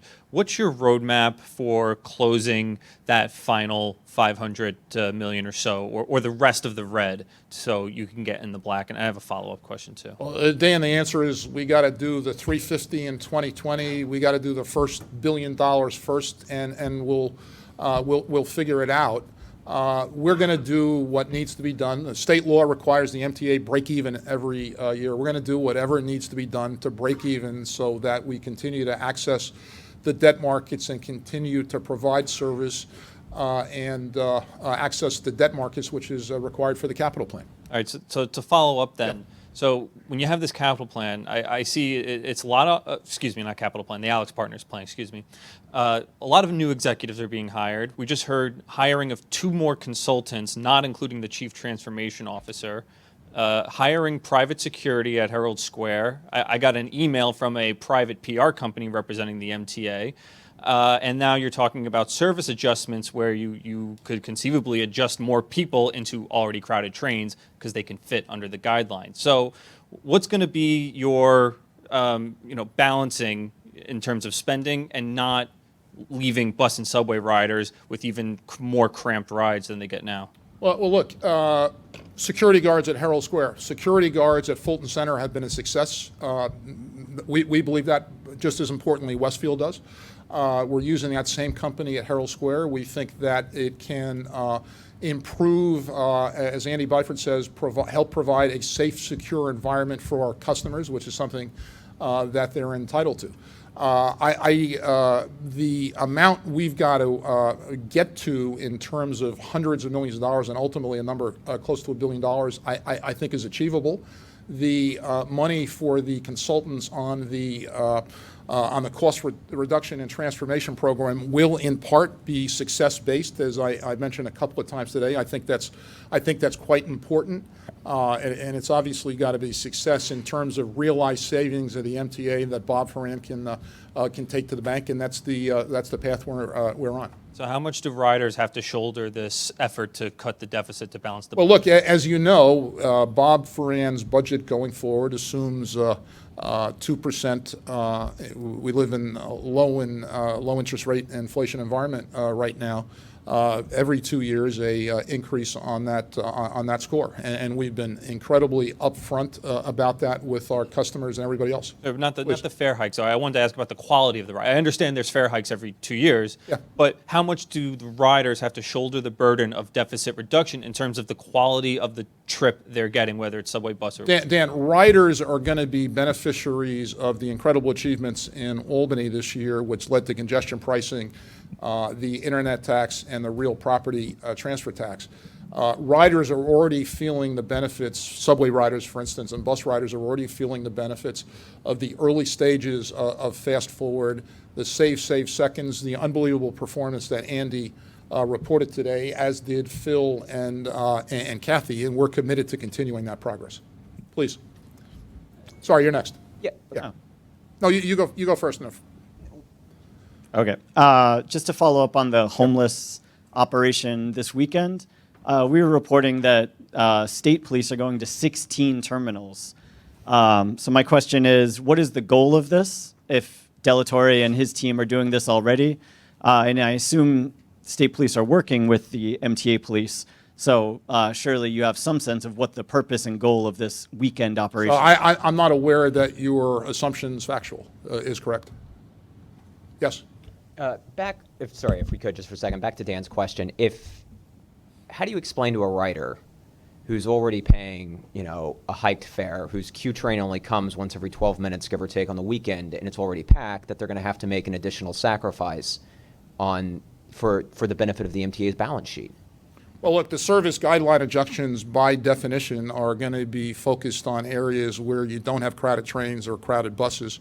This is something the MTA has done historically 2 or 3 times a year. I don't think Q train riders have much to worry about.